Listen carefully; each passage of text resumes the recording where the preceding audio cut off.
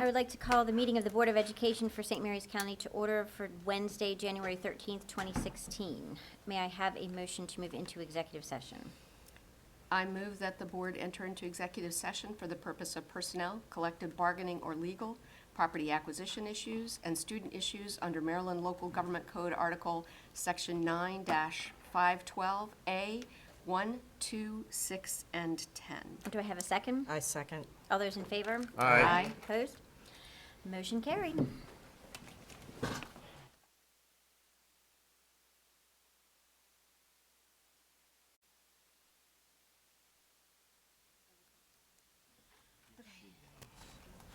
you in there? All right, I'd like to reconvene the meeting for the St. Mary's County Board of Education for Wednesday, January 13th, 2016, and we will begin with the Pledge of Allegiance.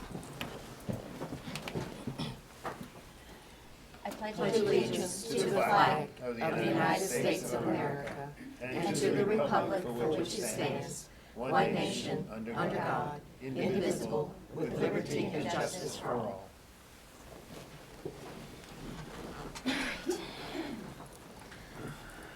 May I have a motion to approve the agenda? So moved. Do I have a second? Second. All those in favor? Aye. Opposed? And then we will begin with board reports. Ms. Lee? Good morning. So recently we have been working on confirming Mark Besson as the keynote speaker for the March Summit. He is planning to speak about the impact of use of substances on the brain, the body, and future success, and then also life management skills for stress and to improve mental health in teens and students. And then additionally, for the upcoming Superintendent Student Advisory Council meeting, we plan to discuss several topics, including the March Summit, alcohol, tobacco, and other drugs, the prevalence of the use, and then also the impact of social media on use.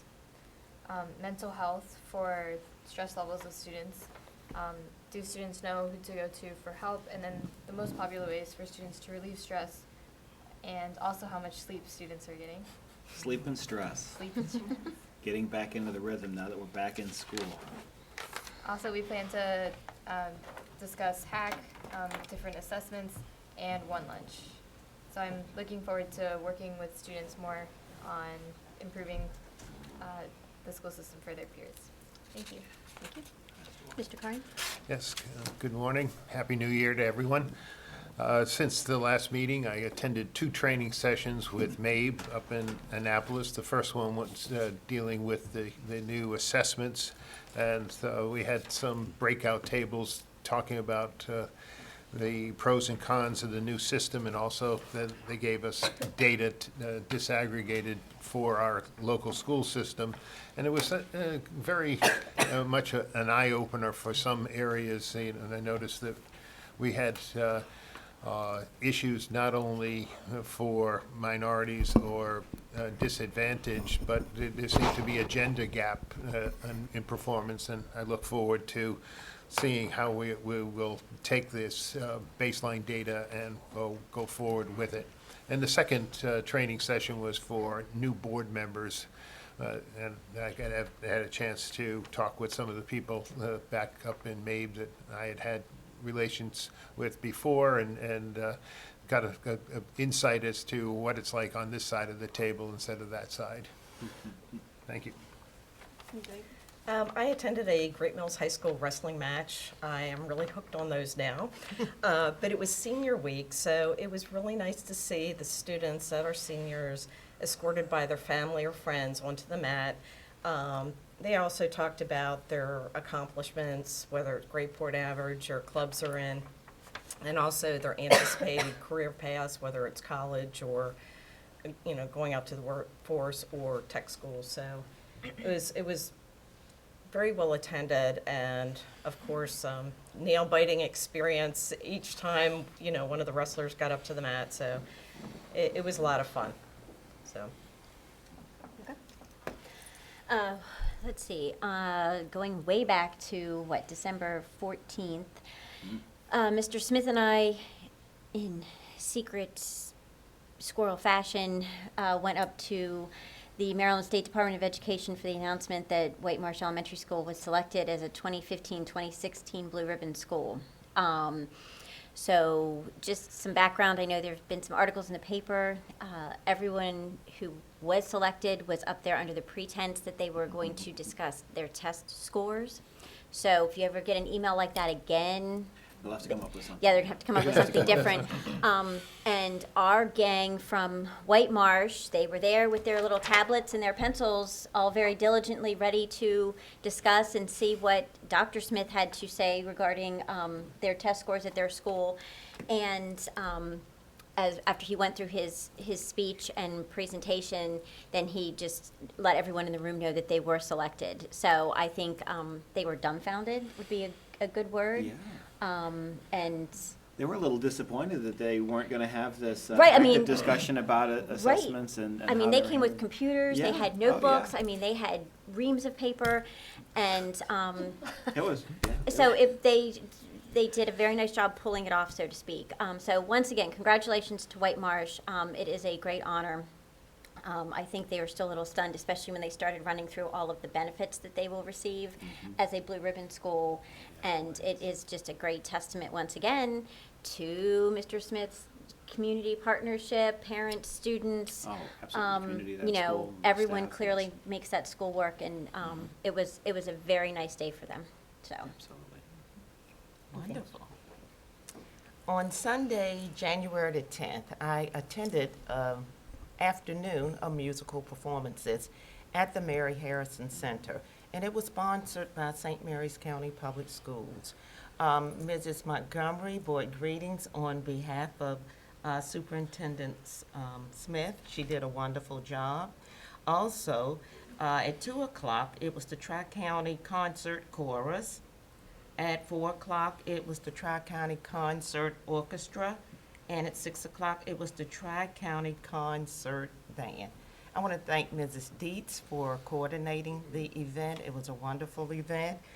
I heard such things as, can you hear? Clap your hands and sing, just like clockwork.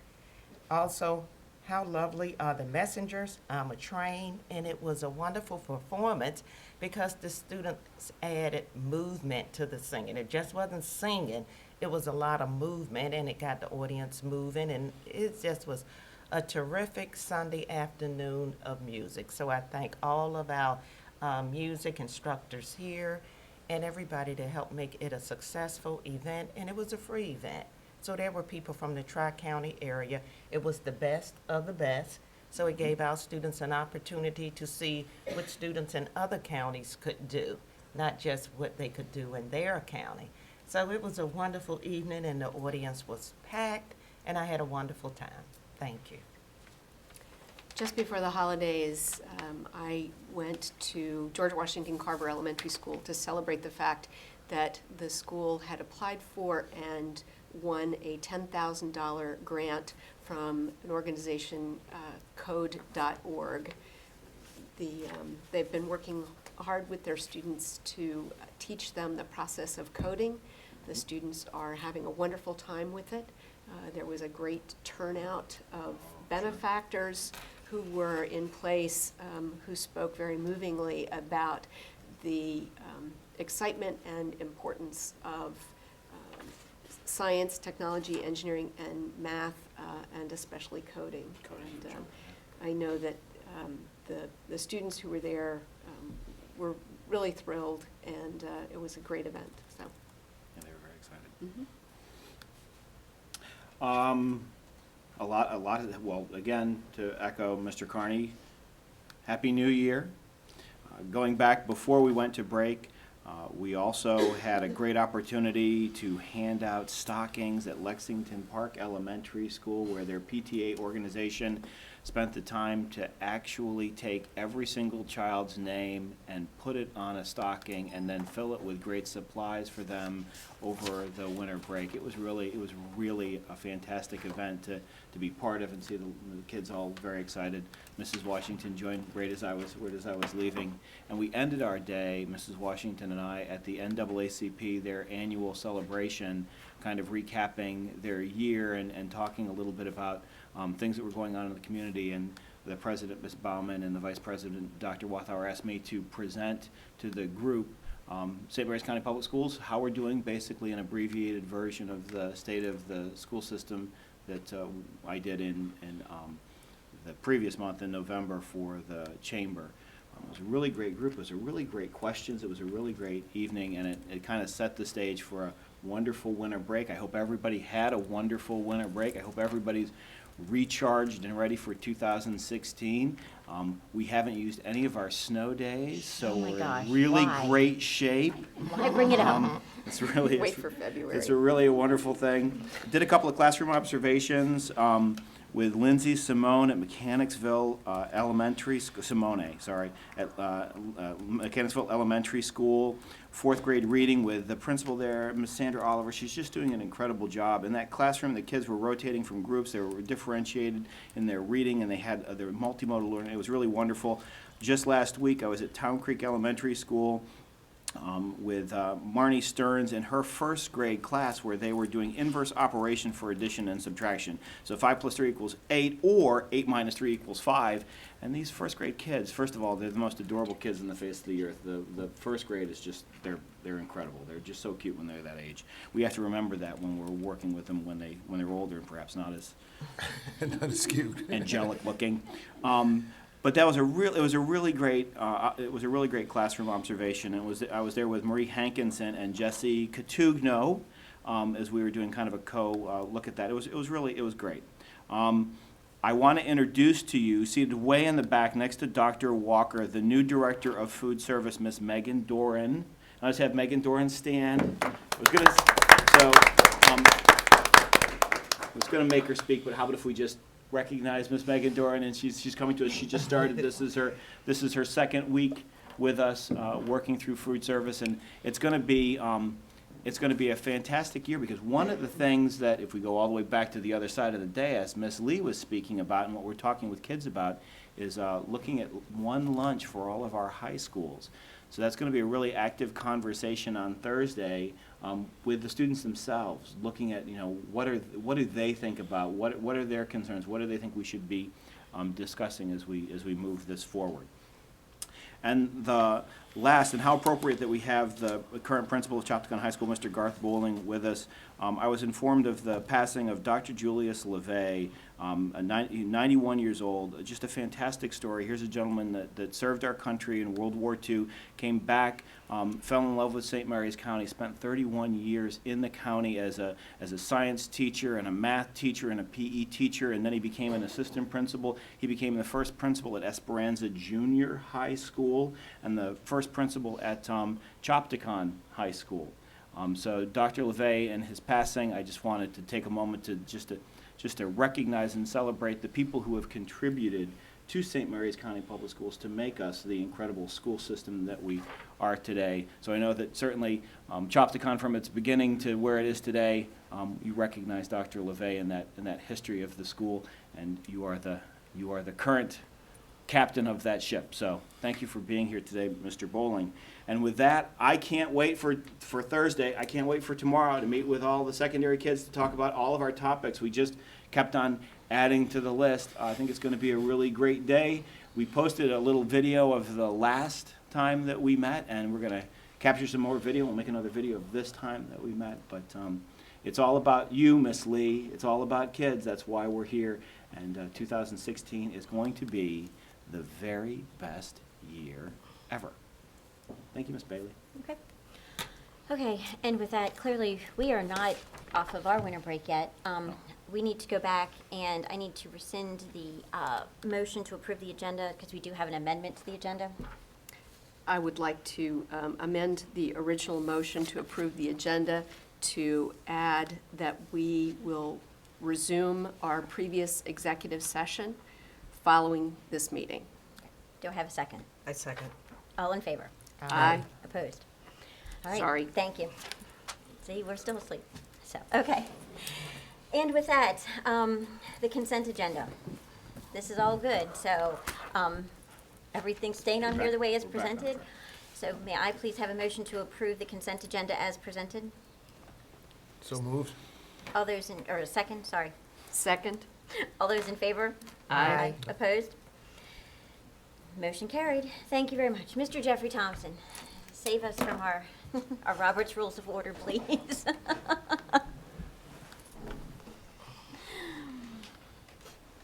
Good morning. Good morning. Yeah, Happy New Year to everyone as well. Let's see real quick. So today I'm here seeking the Board of Education's approval to piggyback on the Washington County Public Schools contract bid 2015-21 and 2015-22 with American Bus Sales and Service in order to purchase school buses.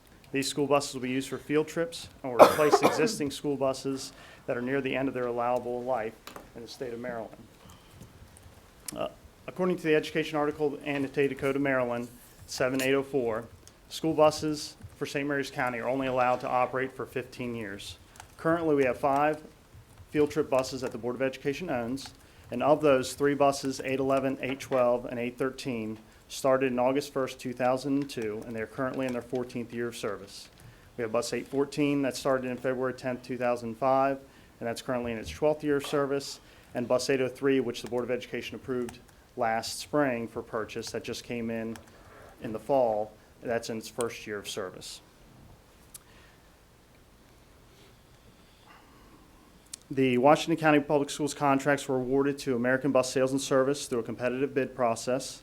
American Bus Sales and Service has agreed to extend all the terms and conditions of the Washington County Public Schools contract to St. Mary's County Public Schools, and the bids were approved by the Washington County Public Schools Board of Education at their November 4th, 2014 meeting and renewed at their September 1st, 2015 meeting with a minor price increase of $261. The bids allow for the contracts to renew for 3 additional years if mutually agreed to by all parties. So the unit price for the bus that we're looking to purchase at this time, a 2017 Thomas Safety Liner C272 passenger bus, is $89,989, which is on contract bid number 2015-21, along with adding full bus air conditioning, which is option B, for $5,512, and the total will be $95,501. So the contracts for American Bus, they also have a contract bid 2015-22, which is basically a 72-passenger bus with a wheelchair lift. And then there's also an option A, which is adding integrated child seats, so like car seats that are built into the bus seats, which we get on our special needs buses, but usually not on our large buses, but this is an option that some people get for those trips that you have small kids that you need to use those for. Now, for the funding for this purchase will be derived from fuel savings. The FY16 budget had diesel fuel budgeted at $3.50 a gallon, and diesel fuel has been under $2.50 for almost the entire school year and expected to remain low for the rest of the school year. And as you can see, these are our monthly rates as we started with throughout each month as it's gone lower and lower. And I know last year when we were looking at forecasts, they expected it to go back above $3. And I think that for most of us, we would have probably bet heavily that we'd see diesel fuel over $5 before we'd ever see it go below $2 a gallon again. And it's very shocking, I think, to a lot of people. And so it's surprising. So fuel keeps dropping lower instead of going higher. So we have savings this year in fuel that was budgeted, that's in our budget. So today I'm asking that the Board of Education approve the use of the Washington County Public Schools contract for the purchase of school buses through the end of fiscal year 2018, which is when the Washington County Public School bid ends. Any questions? Thank you. Ms. Lee? No questions, thank you. Mr. Carney? How many buses do you anticipate? Just replacing the ones there, or do you have an increased need as well? Right, it would just be basically the ones that are located there at this time that we're looking at for the field trip buses. I may come back in a month or so as we kind of look further at our budget to understand the savings we're going to have, to possibly ask for another bid for special needs, our in-county special needs buses that the Board of Education owns. But at this time, we're just referring to the field trip buses, and that's all this contract is for. This wouldn't cover our in-county special needs buses, which are different than what this bid is. Thank you. Yeah, I had the same question of approximately how many, because then maybe we need to state that on our reading for if we approve this, because you said you would come back if there were further requests. Well, that would be for special needs buses, but not for field trip buses. So that's an option if you would like to add that on to the recommended action. That is an option that could happen. Okay, Well, I will say that I'm glad to see that we are getting dune buses for field trips, because I always had concern using a 14-year-old bus to go like to DC or something, because that, I'm thinking, man, if you get stuck down here, you get another bus around there quick. If you get stuck up, on a Right. field trip somewhere, you're kind of out of luck. So, yeah, I'd much rather have a newer bus up there. And really the only question I have is really on what exactly, kind of, I guess, I feel like, Well, I think this is just an action For either- to allow him to use the contracts Right. under Washington County Public Schools. So then, I But assume, that- go ahead. but I'm just asking, because does it need to say for the use of field trips or to replace field trip Oh, I see, buses? okay. Okay. That's, We can- that's my okay. only question. All right, I didn't have any questions, so thank you very much. Thank you. Mrs. Washington? I agree that it's very important to have safe school buses to take children on field trips, especially out of the county. As Mrs. Weaver said, we wouldn't want a bus to break down, and these buses are at the end of their life expectancy. For our students to be stuck. And also, I like the idea of having air conditioning on the buses as well. For students to have to go such a long distance, we know Yes. how we would feel as adults if we had to leave the county or not even leave the county when the weather is hot and we don't have air conditioning, realizing how miserable we would be. And if you have 72 students on a bus and they're hot, they definitely need air conditioning, because this is what they're accustomed to. They have air conditioners in their homes and in their cars, and this helps with the behavior of the students as well. It does. So I thank you for this, and we need it. We don't want our students stuck. Costs a lot of angst in the community with the parents, so I support this. Thank you. Mrs. Allen? From the presentation, I'm a little confused, probably that, all those Christmas cookies. Are we replacing one bus at this time? Right now, the intention is just to replace one bus while because we know we're going to have fuel savings as we're Right. seeing it, but we don't want to jump the gun, so we're going to kind of go slow as we Okay. go through. Because I thought that's what process. I understood from the presentation, is that you're, at this point, at this time, you are asking to utilize this contract, and that through that utilization, you are going to replace one bus and may come back to us at a later time to request using the contract to purchase an additional bus or more. Is that accurate? Well, with this action, if you approve the action as it is, it allows us to use this contract to purchase buses as we have savings or budget items as we need to. If you would like it to be reflected that it's approved, that we come back for approval of future purchases, then it probably should be changed, the recommended action should be changed to do that. You follow, you understand what I'm saying? I do, and I'm just trying to figure out what's the best thing for us to do.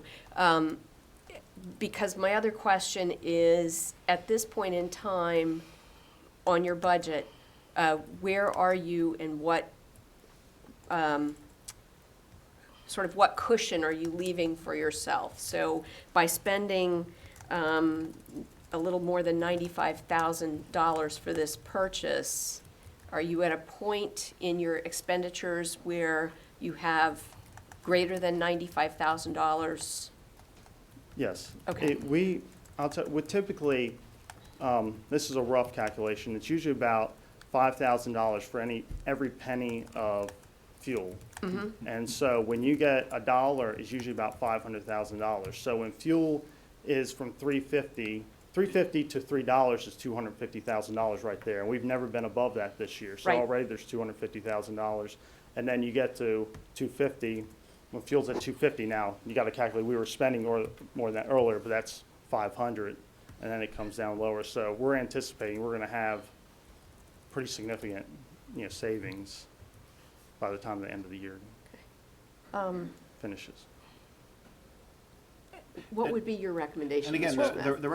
the recommended action today is that as you feel comfortable with the margin of fuel savings, we would then be purchasing bus and bus and bus and bus. So each bus, as it is purchased, then Has to goes come back. through the procurement, the process, and comes back before through for consent. So it's, So it would come back before us if So you would- right, if you we would- do the motion as presented. right, you would be informed of every Right, bus this, purchase. this, Okay. from the way I'm understanding this, I never assumed we were purchasing a bus, buying a bus today. I assumed we were just letting him know that, yes, he can use this contract to, To procure, to to go procure a through, to go through bus. the whole process. but we're that- not that- buying a bus.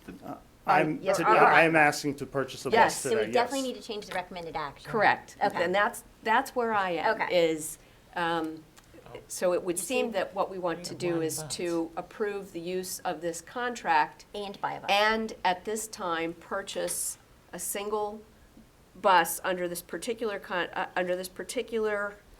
I have to look to see what the number is. I would Ms. say McCord, how up about if to, you- any buses just to that clarify. currently are out of date for field trips, because that gives him the leeway if he needs to get 1, 2, 3, or 4.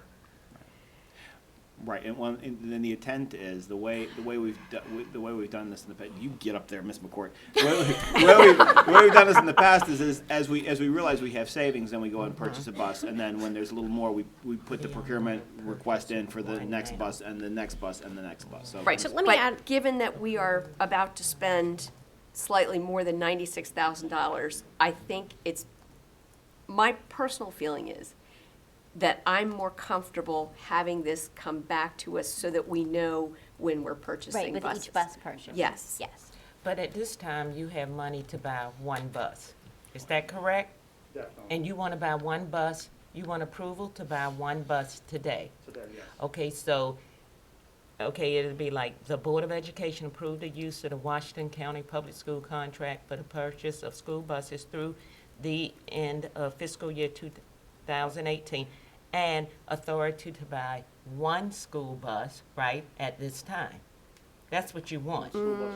Sort of. You want to buy one bus now, he has Right. the money to buy one bus now, but he will come back when he has additional money. Is that correct? Ms. McCourt, how about if you Let- just let- kind of walk through the procurement process for buses once we have it approved? Sure, and I'd like to compare this to the purchase of computers, for example. The most recent contract that you approved for computers was piggybacking off from a contract to allow for the purchase of computers as funds became available. So this was being presented in a similar manner to that. As of the end of December, and this will be presented to you later this afternoon as well, the current available budget within the student transportation category sits at $836,000, of which $741,000 is still remaining within our contracted services line. So there's a great likelihood that we will certainly be able to procure additional buses. Instead of continuing to come to you for several more months, okay, this month we'd like to purchase bus number 1, next month we'd like to purchase bus number 2, we were leaving this a little open-ended, because the Washington County contract extends until fiscal year 2018, and because there's a great likelihood that we will have additional budgetary savings this fiscal year. I guess for me, I'm fine with saying if, using that and just putting in there for the use of field trip buses, and then when funds come available, because we already know that, you're saving from the fuel, then they can just go ahead and purchase it without having to come each time up to say, up to 4 buses or up to 3 buses. Well, you can incorporate this into your consent agenda. Right. And ultimately, that's the purpose of the consent agenda. It comes back to you through the consent agenda, and here are all the purchases, and they're all lumped together, and you say, we approve the consent agenda, and we move forward. I would assume that would be the way we would move forward on this. Okay. You would I think approve- I've got the motion that we Okay. need, I think. Okay. All right, do we, any more discussion? Anything? Anyone? Okay, all right, now, I'm trying to redeem myself from the last one. all right, Kathy, you're all on, go ahead. I move that the Board of Education approve the use of the Washington County Public Schools contract for the purchase of school buses through the end of FY 2018. And further, that the Board of Education purchase a field trip bus under contract, Washington County Contract Bid 2015-21 at a cost of $95,501 as presented by staff. Does that work for you, Mrs. McCoy? Are you sure? So that means he will come back each time? Or we can bring it back to On the the consent consent agenda. agenda. Consent agenda. Okay.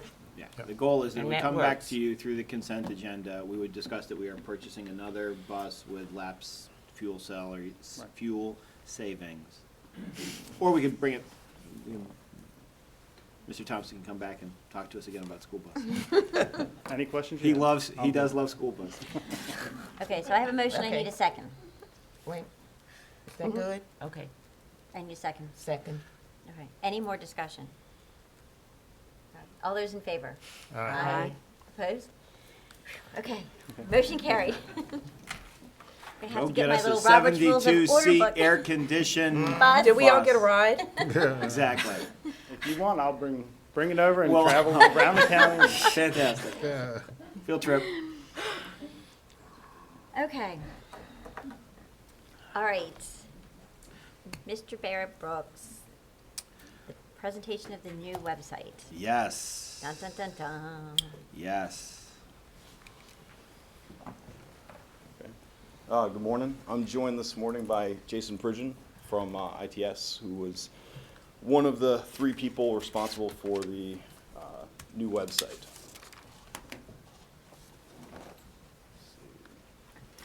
The third person who rounds out this fabulous triumvirate of talent is Miss Mary Ann Williams, who is currently Filming operating all all the this. switches and stuff behind the scenes. So these three people are responsible for the new site.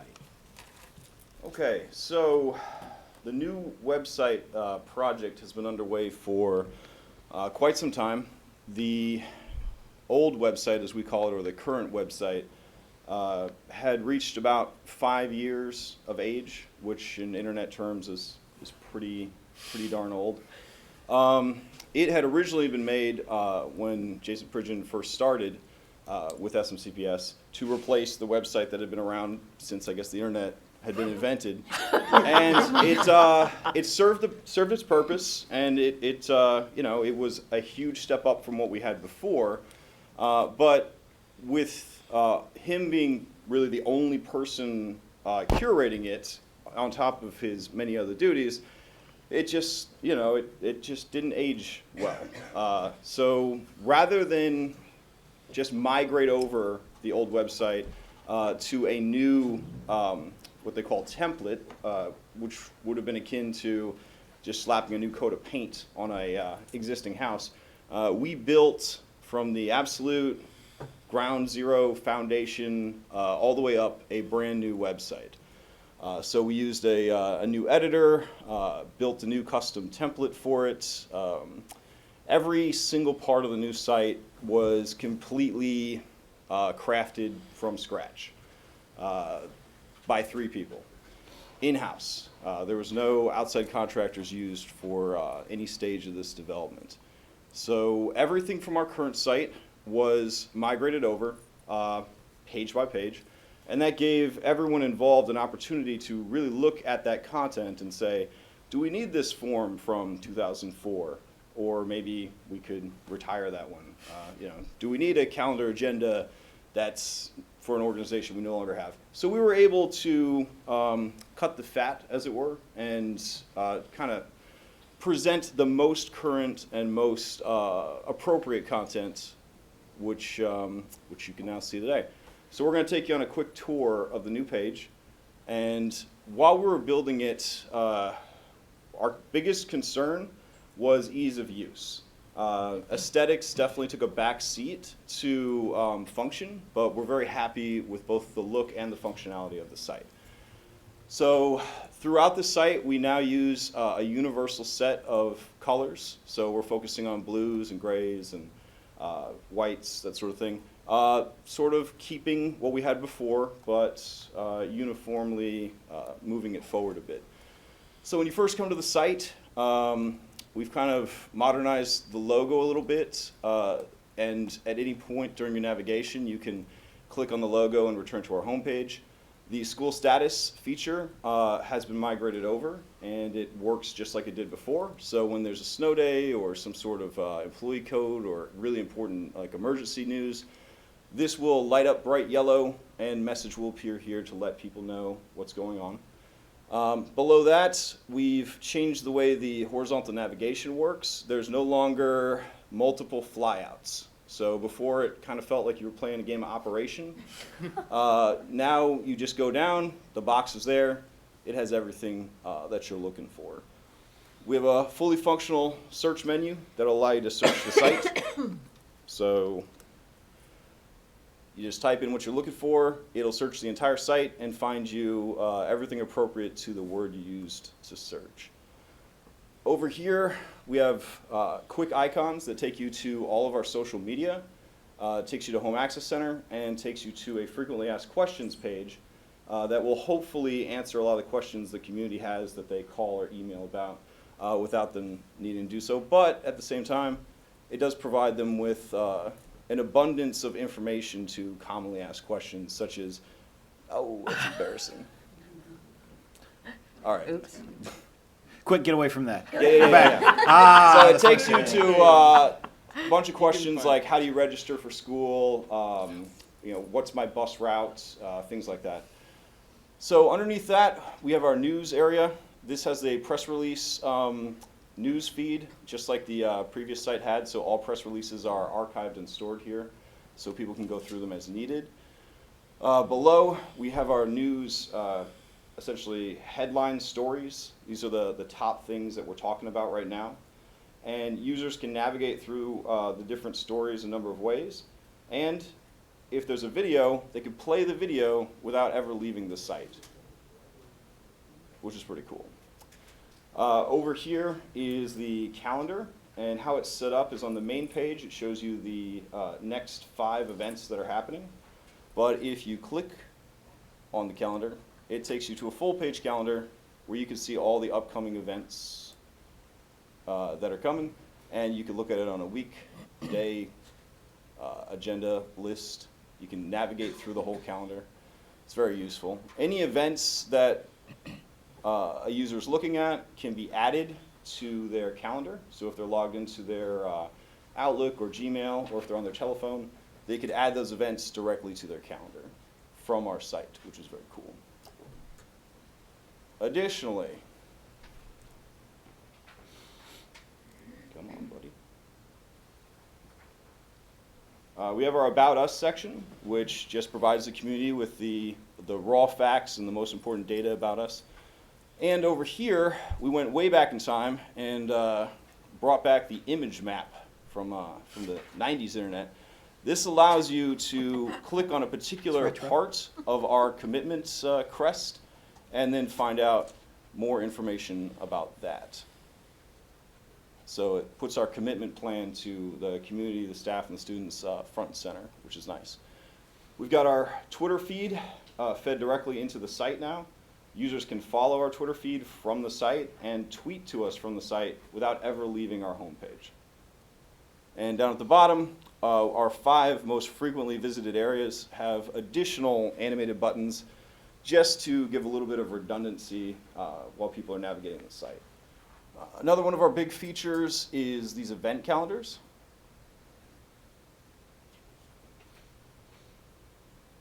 Which will take just a second. It's loading many, many calendars at once. One, and part of it, so right now, the entire site is hosted internally as webtest.smcps.org. You can only access it inside the system. After our presentation to you and kind of work through it, we'll be swapping the sites tomorrow when we have an early release day. Mm-hmm. So if you are, so to those following along at home, if you try to go to the SMCPS site, you're going to see the old site until midday tomorrow. So, the events calendars actually divide up upcoming school system events into academic events, athletic events, and fine art events. So we got a lot of requests from the community that my kids don't do sports, they do, band. I just want to see all the band events. And, I want to find out what sort of academic stuff you guys are up to. So now users can come here and sort of zero in on the events that are most pertinent to them. So if you're asking yourself, what should I do today? Right. You can go right there and see all of the things that are going on academically, athletically. And just like our calendar performance. page, you can click on these events and it will give you the option to add them to your calendar, which is cool. So another big feature that we're very proud of is the portal pages. So after speaking with staff, students, and parents in the community, we asked them what were the web resources that they needed access to the most. And so we created a single page that had links to all of the things that they needed. So from one page, students can access Home Access Center, they can access their school email, they can access all their extracurricular activities, all from one page, which is huge. We did the same thing for staff. And we did the same thing for the parents. And over time, as suggestions are made, we'll add more resources to these pages. The additional feature is the public forms and the employee forms database, which can be accessed from any of the portal pages and from each department that would have forms available. We'll have a link to their section of the forms database. What the forms database does is it puts all the fillable, printable online forms in one location. So instead of going to our site and searching and hunting and asking around and hearing rumors about a form and following its trail, only getting a dead end, you now go to this one place and it's fully searchable and you can search for the form that you need. So if you needed forms for student services, you could just go to the student services section of the forms database and all the forms you need are right there. And from here you could print them, fill them out digitally and print them, or it also supports linking to online form services such as Google Forms or Cognito Forms, SurveyMonkey, that sort of thing. And our schools page now links directly to each of the school websites and each of our academies or pathways and our early education programs. So it's kind of a one-stop shop for all of that, which is mirrored a bit on our contact page, where you can now see every single department, link to their sites, phone number to call them. And on a mobile device, you just press these phone numbers and your phone will automatically just call the phone number for you. So very, very convenient. And the last big thing that we had to think about is mobile adaptability. So 40% of modern internet users are on their phones or on tablets. So we needed a website that could adapt to mobile devices. So you want to jump on? Ooh. You guys, you're really trying all the technology here. All right. So the site can be saved to your desktop, which creates a nice little icon. So users can just click that icon and immediately go to our website.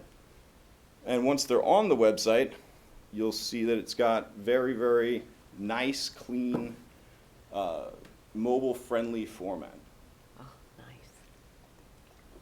And there's no loss of functionality at all on mobile device, which is really incredible. So there's the menu. They press the Yep. plus thing and it cascades down. Yeah. So just to reiterate, the team that Mr. Pridgeon, Mr. Brooks, Mrs. Williams, the work that they did, we originally, halfway through the summer, you'll remember I was talking with School Messenger and we were talking about the fact that they provided a service where for the low price of about $30,000, I they think would... at the end they tried to sneak it up to about 48. Yeah, 50, by the yeah. time we were done, they were going to migrate our content. They weren't going to edit it, They would give us a new template, but it was these templates specifically.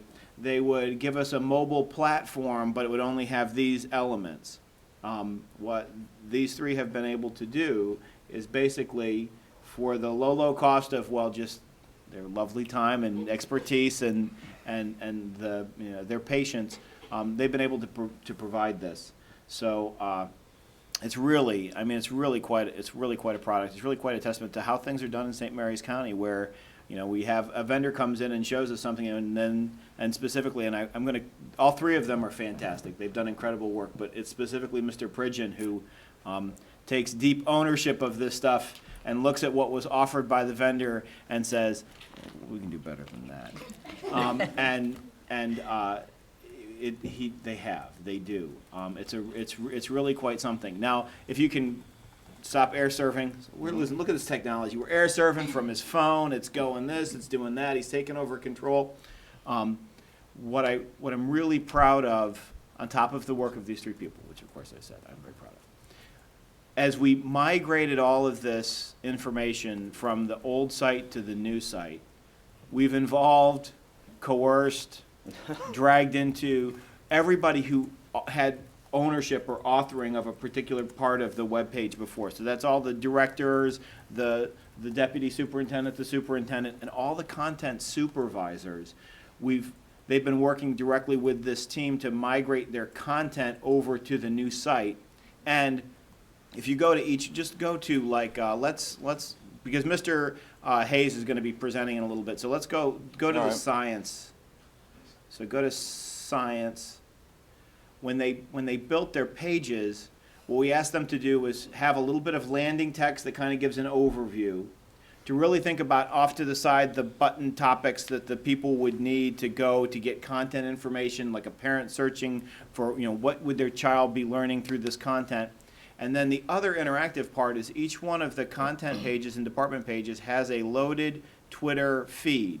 And that is not the general system Twitter feed. That's the Twitter feed specific to that particular content. So Mr. Hayes is feeding that Twitter stream with content about science in St. Mary's County, science in the state of Maryland, science in the United States, things that are impacting the learning of students. And so a person can go, if, like, let's say my wife, I'm going to call her out, she is not tweet. She's not a Twitter. She doesn't tweet things. She doesn't have a Twitter account. She doesn't really want to be involved with Twitter. Twitter it's the Wild West. But she's very interested in what people might be posting to Twitter. So if she goes to the website and goes to the science page, she doesn't need a Twitter account. She doesn't need to understand hashtag this or whatever.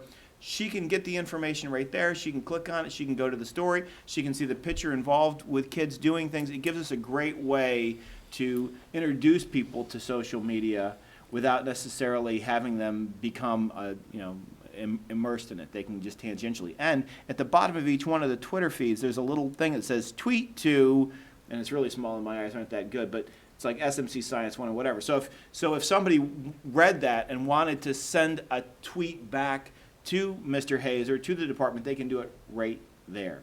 So the page in itself is beautiful in its execution and it's comprehensive in its current content, but it forever will be evolving as we get more information and as the authored participants in each one of these pages add stuff. So they can go in, they can change the content, they can add links, they can move things, they can tweet things, we can continue to evolve things.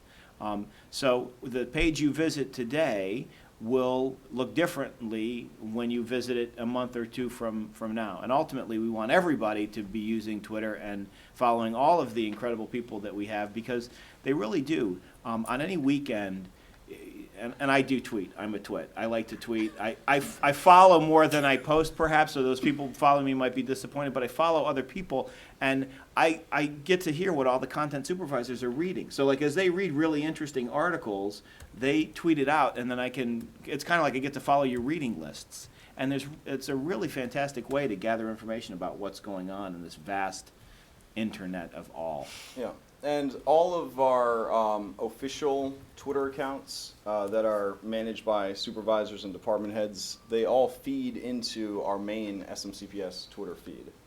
So our system-wide Twitter feed is actually built out of 40 to 50 active accounts that are being managed by different staff throughout the county.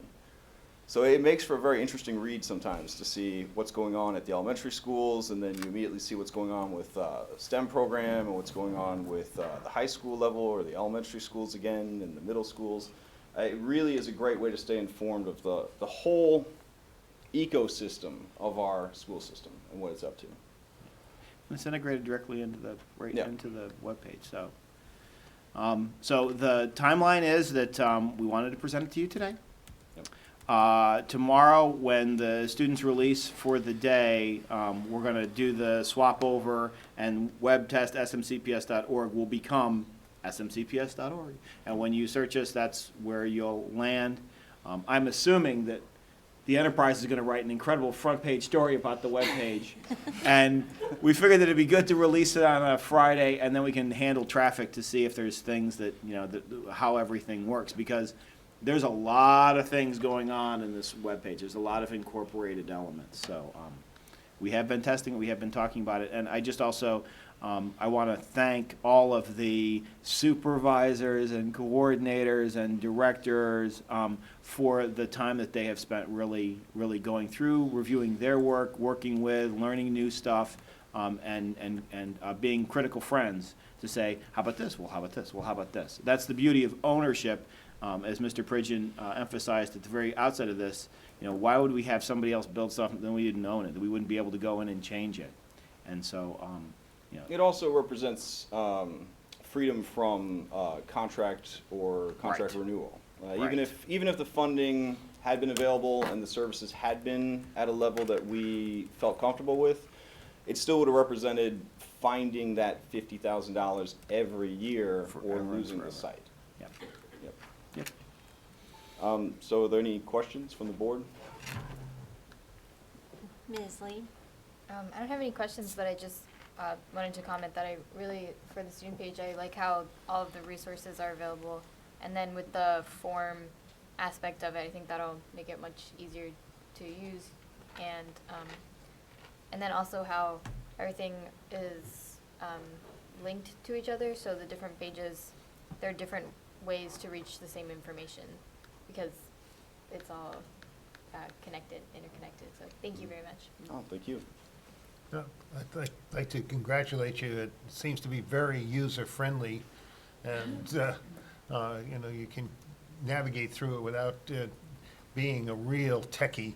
And thank you very much for what you've done. Or say, job well done. Is that all? That's all it. you That's got? it. I mean, what more can I say? right. It's Man. All right. I'm going to echo what Scott said. I know he came back over the summer and told me what the quote was going to be if they built it outside, and then it was a recurring cost. So hats off to all of the three of you, plus everyone else. Plus, I did have a little preview of this earlier, and I made some suggestions purely as a parent. So I appreciate the fact that, and my comments to the superintendent at the time were, if I'm a parent who has a child that's entering kindergarten, what do I need to do? Where do I need to go? Or if I'm a military transfer that comes in here, I have about a bazillion other things I have to worry about. I just want to go someplace and land and say, this is what you need to do to get your child registered, and this is what the requirements are to do that. So I appreciate that was all considered. The only thing is that I did also mention is when you go to the academics, with the environment that a lot of people have at work, I still think that there should be some type of email contact available. Right. Or I don't know yeah. how to get to that, because and the reason I'm saying There's that. actually a module that Okay. we are going to put in place. Okay. It's not going to be live at the crossover period, but Mm-hmm. basically it allows the user to click to email Okay. rather than putting our staff's email addresses out there. Right, I Because in just- this modern age of spam and things like that, they're constantly scouring public sites for people's emails, and we want to keep our staff as clear from that sort of stuff Right, as and, possible. and that's fine. I'm just Yeah. looking at it from a parent standpoint. If I have a concern, and if I work in a cubicle environment with 30 other people around me, I'm not gonna pick up the phone and talk about my child's, education, Right. especially if they're having a problem. So an email and then, an agreed upon phone call, I think is a much cleaner way to go, for all involved. So I appreciate, you guys considering all that, because I know I kind of threw that wrench in the works a little Well, bit. and we've been, that module is what we've been talking about, because it's the cleanest, so that it would be on every single one of the page. Email us, and then the back end is, when you click on it, it exactly goes, we can direct it so it exactly goes to the same person, or maybe multiple people if it's, Right. So, they have more work to do. My Right. God, these Yep. people. But I mean, hats off, I mean, just, it is extremely user-friendly. We're fortunate to have a group of, I guess, testers throughout the process that we put together. Several of the graphic and media students from the tech center, a lot of the media specialists, a lot of parents that we knew in the community. So we created sort of a mailing group for those individuals and have been working off of their advice the whole time. And we actually found that the best advice and critiques that we got were from the students. Yeah. And thank you for getting rid of Sarita all isn't even surprised by that. She's like, well, of course. Right, and for all those side menus, thank you for getting rid of that. I mean, I can't, you have a child that's in a school that is alphabetically at the end of the list, thank you. All right, Mrs. Washington, I'm done. Oh, you did an excellent job. Thank you for saving us money. We appreciate that. It's easy to use. It provides immediate access to information and forms, and it is portable to the mobile devices.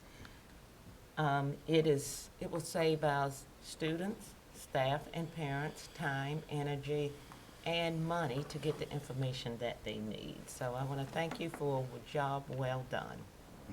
Thank you. You have brought forth a very creative and attractive and functional webpage. I have occasion to look for things on the web pages of other school systems across the state. And I have to say I'm rather spoiled, because even what we had before I thought was a really beautiful and functional piece. And when I come across someone else's that isn't, it's quite striking, because I'm used to being able to fairly easily navigate our system and find what I want. And when I go to others and I'm looking for specific information, it's very, very frustrating, because I feel like I'm spinning wheels and wasting time. The question I would have for you is, you mentioned the frequently asked questions. And will there be links with those, so that if Yes. I wanted to, if I was just, couldn't find it anyplace else, and I wanted to find out what the bus routes were under that frequently asked question, would I be able to click on it and go to the page that will allow me to enter my address and find my child's bus for? Let's see. Yeah, I'm getting the page, yeah. It will be up and There we running, go. and the goal is that, right, that's exactly what it is. It's a feed, and it'll be a drill through to Okay. wherever you, it's Yeah. just, it's another. So the facts navigation page, tool. which, Right. stage fright there on this question mark button, obviously. It takes you through the most commonly asked questions that are received regarding students in schools, calendar and events, and then the website itself tries to answer questions about that. And these questions, we reached out to Kim Short and Christy Boyle from the superintendent suite, who generally field 98% of the questions that we receive here at Board of Ed, and they told us these are the questions that they most frequently encounter. So we made sure that we included active links to everything in the answer. So if it says, visit transportation, it's like bus stop, school locator, it takes you directly there. Great. Yep. And as questions are asked, this will Of be, course, will yeah, be, they'll be updated. that's the most important part of the site, is that moving forward, we have policies in place to manage content. So there's a constant curation that's going to be happening with the new site. This isn't just, we built this great site, we're going to drop it off and we're going to leave. I mean, there's a tremendous amount of ownership over the site, especially since it was built from scratch, that we're going to be working constantly with the users and the community to keep the site functioning, to keep it clean, to keep it easy to navigate, because these sorts of things can get, they can grow like a garden, and they can get overgrown. So we're going to constantly be there to prune it back, to keep it in check. Oh, one of the things I know is that this can often set the tone for how someone views our system. And so if you are a parent who is looking to register your student for pre-K or kindergarten, and you just keep getting a runaround or an endless feedback loop, or you can't find what you think you need to be accessing, it can really start the process of souring you on something, or military families coming in. So making this easily accessible and understandable and functional, I think starts us out on the right foot with anyone who would be viewing our website. So thank you, because I can only imagine that this was a tremendous amount of work, but I love the fact that you sought community resources and a variety of resources to inform you as you went through this process, and it really speaks to what we believe in, which is the importance of good communication and transparency and those supportive partnerships. So beautifully done, beautifully done. Thank you. And just thank you. All right, folks. Now we just have to make sure that we get that link working. We have to get the email module put in, and we have to swap over the page tomorrow. We have to be able to handle the traffic that may come in after the front page story about it. That's 2 times. I understand. But yeah, so we are really excited. So please make sure that you visit us at smcps.org tomorrow afternoon and on Friday, and check out all the great stuff that's there. And again, thank you very much. And thank you, Miss Marianne Williams behind the door. Yes. All right, Dr. Ridgel, school calendar for 2016, 2017. Dun, dun, dun, dun.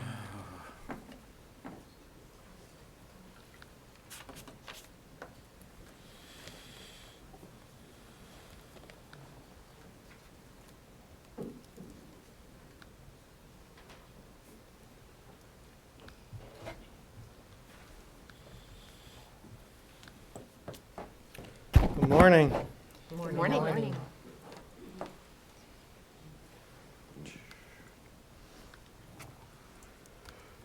Board, today to present to you the proposed school system calendars for the 2016-2017 school year.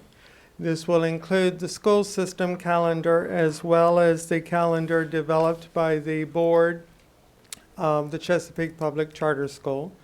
Ms. Angela Fania is here as well to be able to answer any questions related to the charter school calendar.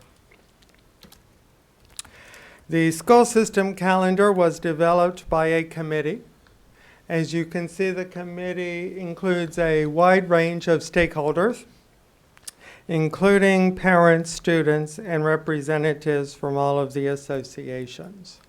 The charter school calendar is developed and approved by the charter school board. The parameters for the calendar is to meet the legal requirements for days, 180, as well as hours. Elementary schools must be open 1,080 hours, middle schools 1,080 hours, high school's 1,170 hours. Meets all of the testing requirements for Park, advanced placement, high school assessments, provides professional development time, including 2 days for system-wide professional development, 1 day at the beginning of each of the semesters. Provides time for professional responsibilities for staff, time for interims, report cards, interims for 3 marking periods. It's not possible to do one in the 4th marking period because of the testing requirements. But there is time for professional responsibilities for all 4 of the report cards. Time for parent involvement activities, the Head Start and pre-K. On those early dismissal days, we'll have an opportunity to do that by not having school. Also, Columbus Day will be the parent conference day for both the school system and the charter school. Keeps the Wednesday start date and meets all of the state mandated holidays as well as closing for Labor Day. So the back to school days, professional days for staff. Teachers' first day back would be August the 18th. They would then have Friday the 19th without any meetings and all to be able to work and prepare their classrooms. There would then be that system-wide professional development on Monday, August the 22nd. Teachers then would be on duty on Tuesday the 23rd, with schools opening on the 24th. Charter school has the same 4 days, professional days for teachers prior to school opening, August 4th, 5th, 8th, and 9th. First day of school for the school system would be August the 24th, a little later than the current school year since Labor Day is a little earlier in 2016. Charter school would then open 2 weeks earlier on August the 10th. Labor Day then we would be closed Monday, September the 5th. We would have a school-based professional development day on September 23rd for both the school system and the charter school. This happens to also be the day when there are many school activities at the St. Mary's County Fair, so schools would be closed. The conference day, ideal then doing it on Columbus Day because many parents are off from work that day, so it's easy, convenient for them to be able to come to school. The MSEA convention is normally the same week as the Columbus Day. It's going to be later this year, so that we would close schools on October the 21st. So it actually would be 3-day weekends, once for the Columbus Day for students, once for the MSEA convention. It is a general election year, so schools would be closed on November the 8th. And Veterans Day falls on Friday, November the 11th. The Election Day and Veterans Day falls in the same week. That makes it kind of tough. Close Tuesday and close Friday, but both days are out of our selecting and control. Thanksgiving then we would be closed starting on Wednesday, November the 23rd through Friday, and we would reopen on Monday, November the 28th. Winter break would begin on December 23rd, last day for students on the 22nd, and at the charter school, the last day for students would be the 20th, with winter break beginning on the 21st. This is going to give us a shorter winter break than we have in this current school year, but given December the 25th is a Sunday, it is the year when it works out that way. Martin Luther King Jr.'s birthday, then, we would close on January 16th. We would then have the system-wide professional development on January 27th. Sometimes, as in the current school year, we've been able to do the professional development on the Friday before Martin Luther King Jr.'s birthday. Next year, that would give us a very short second marking period. So if we stretch the second marking period for semester a little bit, it will not make us have to close on a Monday and then on the Friday of the same week. They would be in 2 different weeks. This would also be that professional day I talked about for the second semester. President's Day, we would close February 20th. Spring break then would be April 10th through the 17th, with schools reopening on April the 18th. The articulation day, staff collaborative planning, professional development for the school system would be Friday, April the 28th. And the charter school has elected to do this at the end of the school year on June the 14th. And in the event it becomes necessary, then we could use April the 28th as an inclement weather makeup day.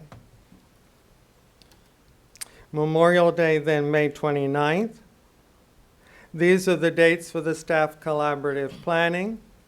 These dates, notice included for the charter school, would be the one after school closes on June the 14th. The early dismissal dates for professional responsibilities for pre-K Head Start students, where they would not be in school that day, for them to do the parent involvement activities. Early dismissal dates at the charter school, because they use narrative report cards, 2 for the first semester, 2 for the second semester. The charter school will also have an October recess, October 11th to the 14th, a February recess, February 16th to the 17th. Last day for students then, including 5 days built in the event we need them for inclement weather. School system would close on June 15th with 3 early dismissal days at the end, 13, 14, and 15. Charter school would close on June 13th with 2 early dismissal days at the end. If we did not need these days for inclement weather, then we would back them out of the calendar. Last day for teachers then for the school system would be the next day, Friday, June 16th. So the school system would have a real clean ending on Friday. Charter school would be the day before that, June the 15th. Any questions? Ms. Lee? No questions, thank you. You don't care, do you? You're gone. Good Yes, point. got it. I'm sorry, Sarita. Thank you, Mr. Lee. Mr. Carney? No questions. Mrs. Weaver? No questions. I have 2 questions. Number 1, the state requirement for the spring break. I'm not under the impression that all counties in the state follow that same break. I mean, is it the number of days or is it the actual times? Do you know what I mean? The state mandates that the Friday before Easter and the Monday after Easter Okay. both be off, and that's state law, although Montgomery County is again going to ask their delegation to put in a bill so that the Monday after Easter could be or is no longer mandated as a day Okay. off because of some internal and external pressures that they're under. Okay. And Because I'm reading that they have to have the Friday before Easter through the Monday, which is that entire week, which I don't. Do you know what I'm? No, it's No, it's Good the- Friday Good and Easter Friday. Monday. Good Friday and Gotcha. Easter Okay. Monday. Yeah. That's what's in It's, okay. it's that previously our spring break had really kind of been limited to that for some different reasons. And we chose some years ago to extend the spring break in hopes that parents would elect to take vacations during that longer spring break rather than pulling kids out of class sometime during the winter or early spring. So the variation in school system is how they back the spring break Break up, up okay. against Right. those Okay. dates. All right, and then my other question is, and it's the difference between the charter school and the other schools. The way I'm understanding this, that they are getting additional days for report card preparation, and I understand that it is, that it's narrative report cards. But my sticking point is that if all of the teachers whether they're a charter school teacher or a school system teacher, they're all under the same contract. So are we giving them additional accords to prepare report cards that the teachers in the standard school system are not receiving? So in other words, do they fall under the same 190 days? Right. I mean now if they are making up those additional hours, additional times, then I just need to see that, because they have 4 extra days to prepare report cards that from what I'm reading here, that other teachers do not have. These, first off, remember, are early dismissal days. I understand that, So right. schools are closing 2 hours I early. understand that. So that counts within the 180. Mm-hmm. It also counts for staff within the 190. Mm-hmm. Charter school also only has through grade 8. So they really only have to make 1,080 hours to meet the state requirements. But as far as staffing, they're the exact same number of days as the other teachers in the other schools. Okay, so they are still the same number of days and the same number of hours, even though they are going to have children for They just have, during those days, and we have Ms. Funya here, during those days, the teachers are still at work, doing work. Their work isn't in front of children. Their work is writing narrative reviews of the work that had gone before. So the teachers are still, they're working. Correct. I believe that the other schools have also professional responsibility time Mhm. during interims and Right. report cards. And you- This is no different. This is an early dismissal. This is 4 days where the teachers have the opportunity to put the standards-based report cards together and the narrative report cards together. Okay. Okay. All right, that's all I have. Okay, no questions. Thank you very much for doing a tough job. You've answered my questions. Thank you. Okay. Thank you very much. This Anything else? then is the public forum, open for comment, back for action. At the next meeting. Yep. Second reading at the next meeting after that. Okay. And as we're transitioning to the next information, and before we hear from Mr. Hayes, just was touched upon, this Friday is the Professional Development Day, and we have Dr. Marr and all the content supervisors are here, not only to hear the riveting next generation science standards from Mr. Hayes, but also to talk about the program of studies. But I would just like to praise all the supervisors for the work that has gone into for this incredible day that's happening on Friday. And perhaps when Dr. Marr gets up to talk about the program of studies, he could just talk a little bit about like what that day looks like, because it's such a testament to the content work that's going on across the system. And I want to just emphasize how fantastic that day is, and it's driven by student interest, or teacher interest, and classroom needs. So it's a great opportunity. I was just kind of filling time until. I appreciate that. Good morning, Board of Ed, and Happy New Year to everyone. And good morning, ladies and gentlemen. First off, I want to thank you for allowing me the opportunity to come talk to you guys about the new Maryland State Science Standards that are coming down the pipeline that will be implemented starting next school year. And the purpose of my presentation is just simply to be informative, to let you know what the standards are all about, and more importantly, what it's going to look like for our teachers and for our students starting next year. So to begin, like any good educator, you always start off your lesson with a good anticipatory set. So what I have for you on the screen here are 2 infographics, information items that were taken from a list of 30 science breakthroughs from last year. And the reason I put these up here is to show you, or to reiterate to you the point that nowadays, when science is done, it is so advanced, and we need to have 21st century skills. We need to have within the classrooms authentic science occurring. So the folks that came up with these breakthroughs did the research. They collaborated. They looked at the data. They collected tons of data. They then went and did experiments, and oftentimes, several times, did more experiments. And then at the tail end of that, they presented their findings to a very skeptical science community, defended those findings, and then ultimately presented them for the community. This is the kind of standards then that are coming down our pipeline that our students are going to be doing in the classrooms. We are going to make our students authentic scientists. This is going to be quite a shift from the way that we usually do science, but I think it's where we need to go, and this is where the United States is heading. This is certainly where Maryland is heading. So we have to have these 21st century skills in every science classroom, starting in the primary grades and all the way up through middle school and then through high school. To give you a little backtrack story of how the standards were developed, in 2011, the National Academies of Science convened.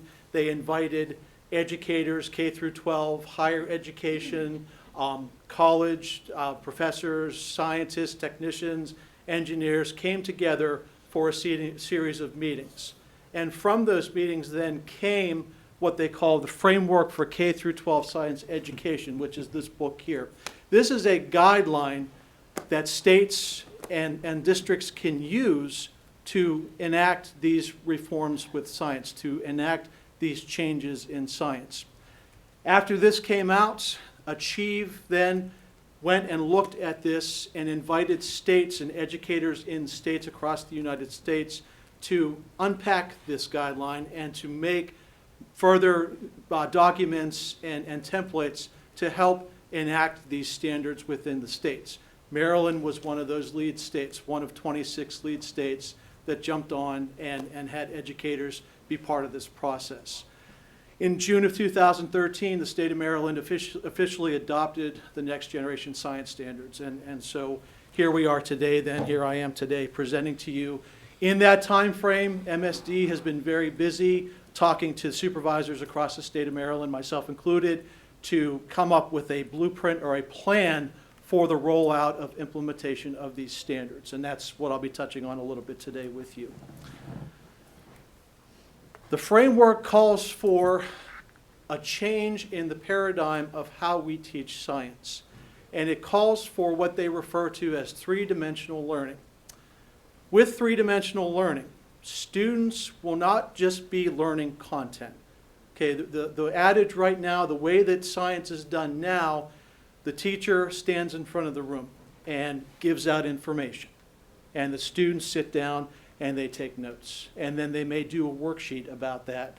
And then a day or so later, they may do some kind of lab activity to reinforce what the teacher told them that they should be learning. And then at the end of the week, they take an assessment to see if they remembered what the teacher told them. And then, boom, the next week they move on to the next content piece. All right. That system of teaching science is antiquated, it's outdated, and the way students learn nowadays, it's not very effective. So with these new standards, the paradigm shift is going to be such that the teacher, whenever they introduce a new topic, are going to present it to the class in terms of some kind of essential question that's based on some real-world phenomena. Why is the sky blue? Why do we not have rocks here in St. Mary's County? Why do we have sand, silt, things like that? Once the question is posed then, the students will then take on the role of those scientists in the classroom, and they will partake in authentic science activities. So they will do research. They will find texts online, level text. They will find articles about the topic that they're going to be researching. They will then, under the guidance of the teacher, do hands-on activities, do labs. And the hope with these new standards is that these students will become more independent learners and won't rely on teachers to provide them the lab, the cookie cutter lab as they call them, steps 1, 2, 3, 4, 5. The hope is that eventually students will be able to come up with the labs and the activities on their own. They will do the activities, do the labs, collect the data, And then if there's 4 or 5 groups in a class, they will then present that data. And oftentimes, as with scientists, you have to present the data and there will be some naysayers. So you have to be able to engage in oral discourse, in argument based on your claims and on your evidence. And then ultimately, then the teacher throughout this whole process is the facilitator.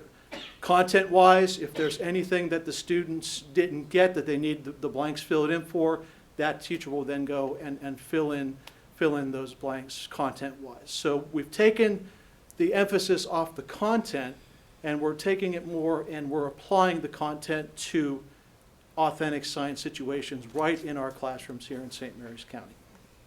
This is going to be quite a paradigm shift. It's going to take a lot of training. Luckily, we have a few years to work some out and get our teachers up to par and get the training they need and so on. The first of the 3 dimensions are called the science and engineering practices. And I put these up here because the folks that developed these science standards, achieved, are also the same folks that worked and got the college and career ready math and English language arts standards. So you will notice here similarities. And this is the piece that I really like, is this idea of consistency and unison. So while we are infusing these new science standards with our students, we will also be reinforcing what they're learning with the standards in their math and their language arts classes. For example, number 7 and 8, engaging in argument from evidence. Number 8, obtaining, evaluating, and communicating information. Those are English language arts. Those are things students do in their English language arts class. So we are going to translate that then into the science setting. So it's nice that these standards are all playing nice together. The second of the dimensions are called the cross-cutting concepts. And these are what I consider those bridges that gap from just science, not just science, but to other content areas and ultimately the real world.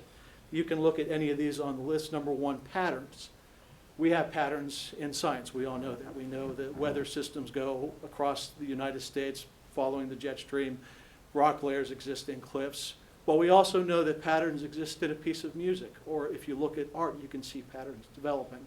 So these are going to be the cross-disciplinary items built into the science instruction that will enable the student to be sitting in a history or a math class and say, oh, we're doing this in science as well. It's nice to have those silos broken down content-wise. And then the third of the dimensions, folks, is what I call the disciplinary core ideas. These are the actual, then, the content pieces that will be inherent in the new style. Right now, at any given grade level, we are teaching a lot of content to our students. If you go elementary, they're teaching 12, 13 units worth of material. So the folks that developed these standards looked at that and said, do we really need to teach this much content, or can we pare it down to just some core ideas within each subject that students should know about, and it will pertain to their lives a little bit better. And so that's what they did. So they looked at the 3 science areas, life, physical, and earth-space science, and from that then they developed these subcategories. And the thing that's nice about these standards is that these topics then will recur as the student goes throughout the different grade levels. So K through 5, they'll address these. As they go on to middle school, they'll continue to address them, and then high school, and as they go through the different grade levels, the complexity will increase, as will the sophistication of learning. And you also notice, too, that we're throwing in engineering as well. The premium with these new standards is that we have engineering design built into instruction as well. So to give you an example here, this is from the universe and its stars. These are the different grade band descriptions of what the students are going to do within each of these grade bands. So you see in grades K through 2, students are looking at patterns of movement of the sun, moon, and stars as seen from the earth can be observed, described, or predicted. So in other words, the sun rises and sets, the moon rises and sets. We notice throughout the year that the stars appear to shift in their patterns and so on. That's very basic. And then now as they go through grades 3 through 5, 6 through 8, it becomes more complex. So by grades 6 through 8 now, we're introducing the concept of gravity as one of the forces in the universe that keeps the planets going around the sun that is able to help us better understand why these patterns occur. And then as you go to grades 9 through 12, it becomes yet more complex. So we're introducing Kepler's laws, which is the mathematics piece that describes planetary motion. And we're able to predict planetary motion using those laws. So we have an overall increasing sophistication then of student thinking and concept development. In terms of what it will look like in the classroom, and just to preface this, these shifts are already occurring. They have already occurred in our classrooms, in our science classrooms. When I came on board 2 years ago as supervisor, I heard the whispers from MSD. I knew the changes were coming in terms of the new standards. So I challenged my teachers to really sit down and self-reflect on how they're teaching science. And in keeping with these shifts then, to see what they could do in their classrooms, these little tweaks here or there to get ready for the new standards. So I can stand before you and say that we are definitely heading in the right track. And I would be remiss to not acknowledge my teachers. They are very supportive of this whole change, and I really appreciate all their work through this whole process. But just to preface some of these, no longer we're going to try to wean teachers off of giving out, like I said, giving out lab activities that are step by step. We want students to be able to go through that process themselves, develop the lab themselves, and it won't always work the first time. And that's the nice thing about science, is that if it doesn't work the first time, then you go back and you try it again. Formula 409 is named Formula 409 because it took 409 times to come up with the right formula, that kind of thing. So the shifts are in place. These are things that will be happening. Less rote memorization, more facts being derived through that three-dimensional approach. One last shift to show you here. On the left here, this is one of the core learning goals for Earth Space Science that our teachers are teaching right now. Explain changes in Earth's surface using plate tectonics. And then you see a bulleted list of a bunch of terms and content. Divergent, convergent, transform faults, island arcs, seismic activity. That's a lot of content to throw at students in relation to plate tectonics. Now, side by side, you look at the new standard that matches up with this one, and you see that there's not as much content. Instead, we're taking the main idea of plate tectonics, and we're using that, or students will use that, to explain the different ages of rocks in the oceans, on continents, and so on. Now, if a teacher wants to use some of these terms, like island arcs and transform faults and mountain building, they sure can, as long as it reinforces what the student ultimately has to do in terms of the performance expectation listed there. With new standards will come a new way to assess those standards. So it's known as the Maryland Integrated Science Assessment, MISA, or MISA as I call it. I'm not going to really say much about this because right now MSD is still in its planning phases in terms of developing the assessment and what it truly will look like. So I would certainly ask that I be allowed to come back once the MISA is in place to show you guys what our students are going to be doing. The thing with the standards is that they are performance expectations. So our students will be doing things in science. So it's going to be a deviation from your typical multiple choice short answer. I imagine it's going to go back to the days of MISPAP where we're going to have little modules and labs and so on. So, but more to come with that. As I find out through MSDE, I will certainly let you guys know as well. So based on timelines that I've gotten from MSD, and these timelines have ever changed since I've become supervisor, this is my implementation plan for the rollout of our new science standards. So this year, during the spring, I'm going to bring in grades 3 through 5, 6 through 8 teachers to look at our curriculum, our existing curriculum, and revise it, match it up with the new standards. And then also for high school, we're going to start with the 9th grade science classes. High school is a little bit trickier because with high school then you get the specified content pieces. You get physics, you get chemistry.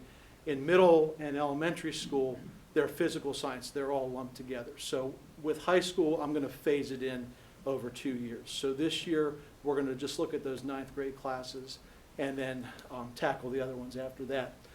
So by next year then, we'll have the new curriculum, grades 3 through 5, 6 through 8, and then the 9th grade classes in place.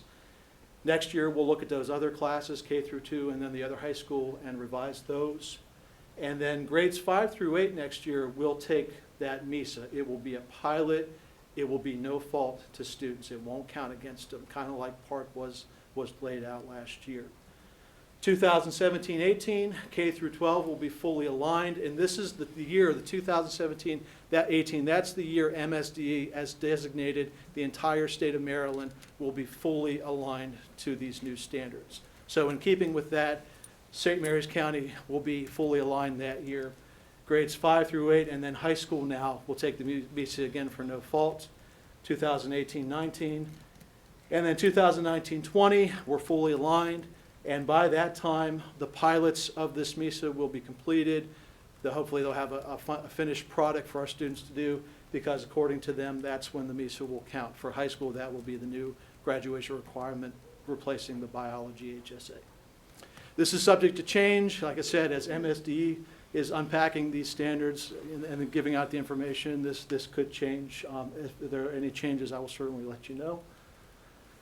So what's been happening this year with the standards? This is my 3rd year being supervisor, my 1st year overseeing elementary science.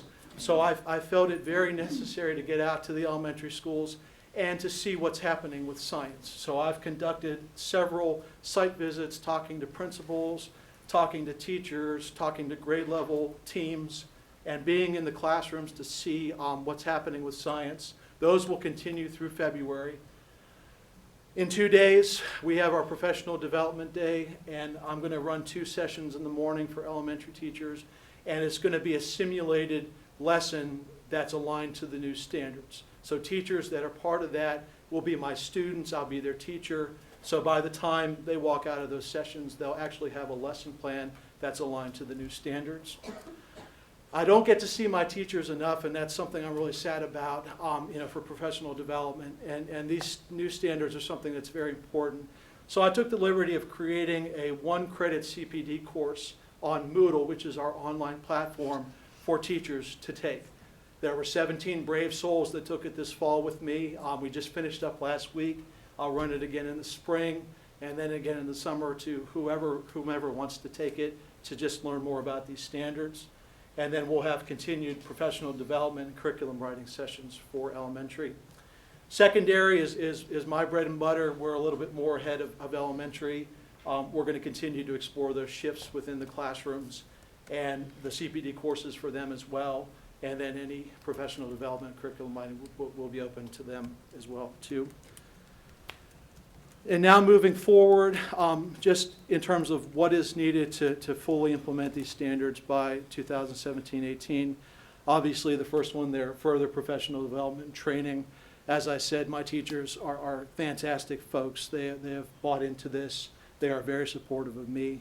And so in return, I want to provide training as much as I can in my capacity, professional development for them. Number 2, we do have textbooks out in the schools right now at all levels that are outdated. The information in them is outdated.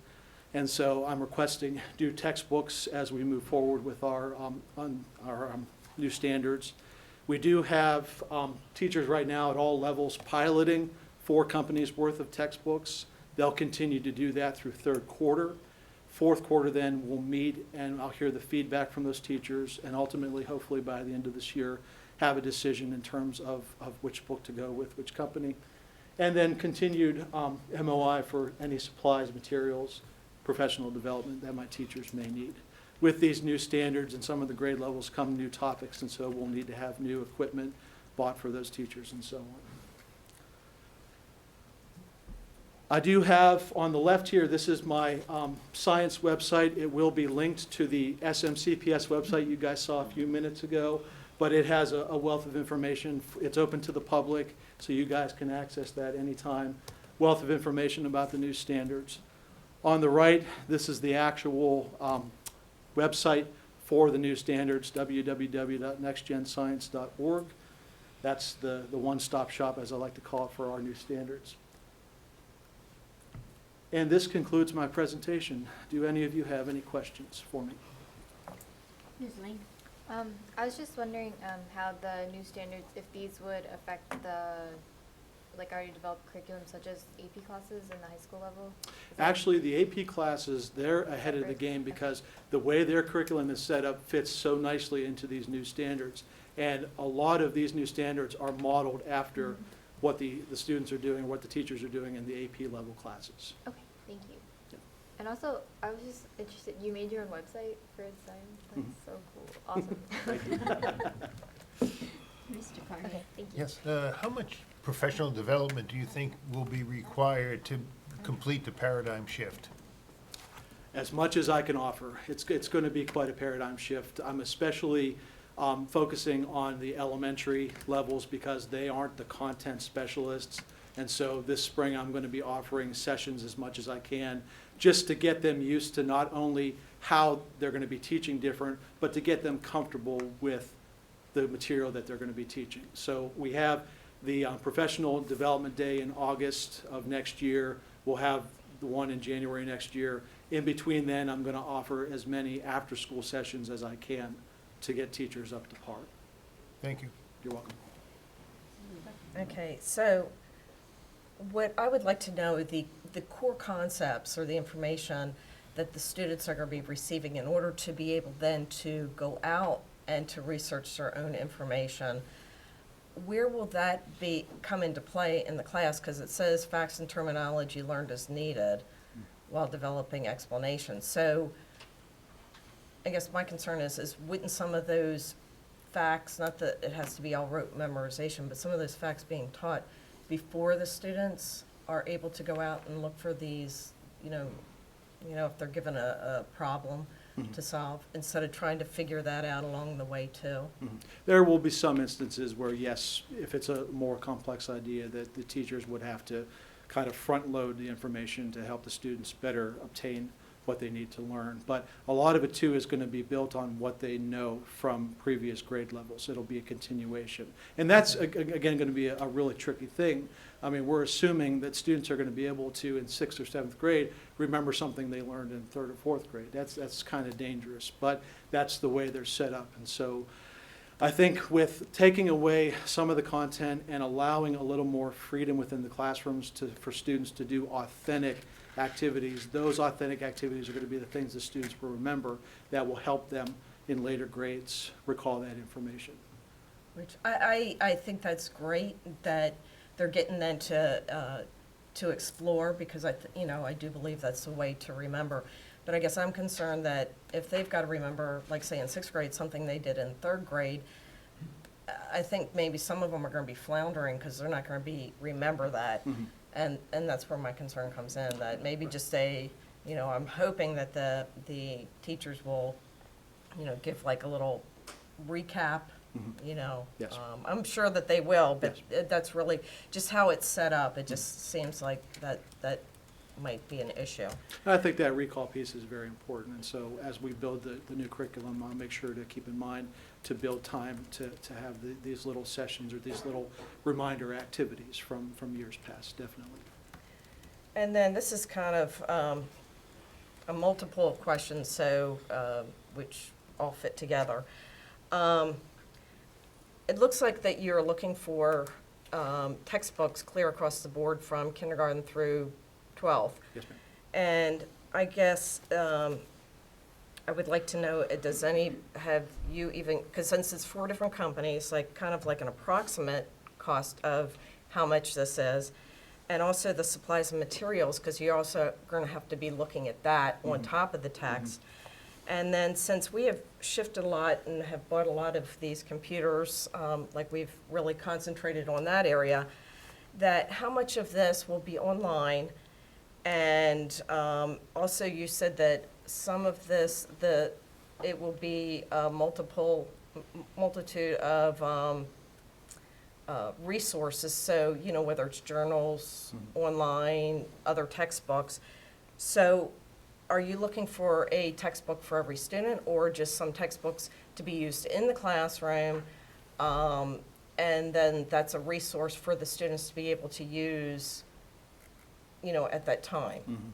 So, When I approached the powers that be to say about the need for textbooks, they came back and told me, come up with a figure so that every single student has a textbook. So it will be something that they'll be able to have in the classroom and then also take with them at home.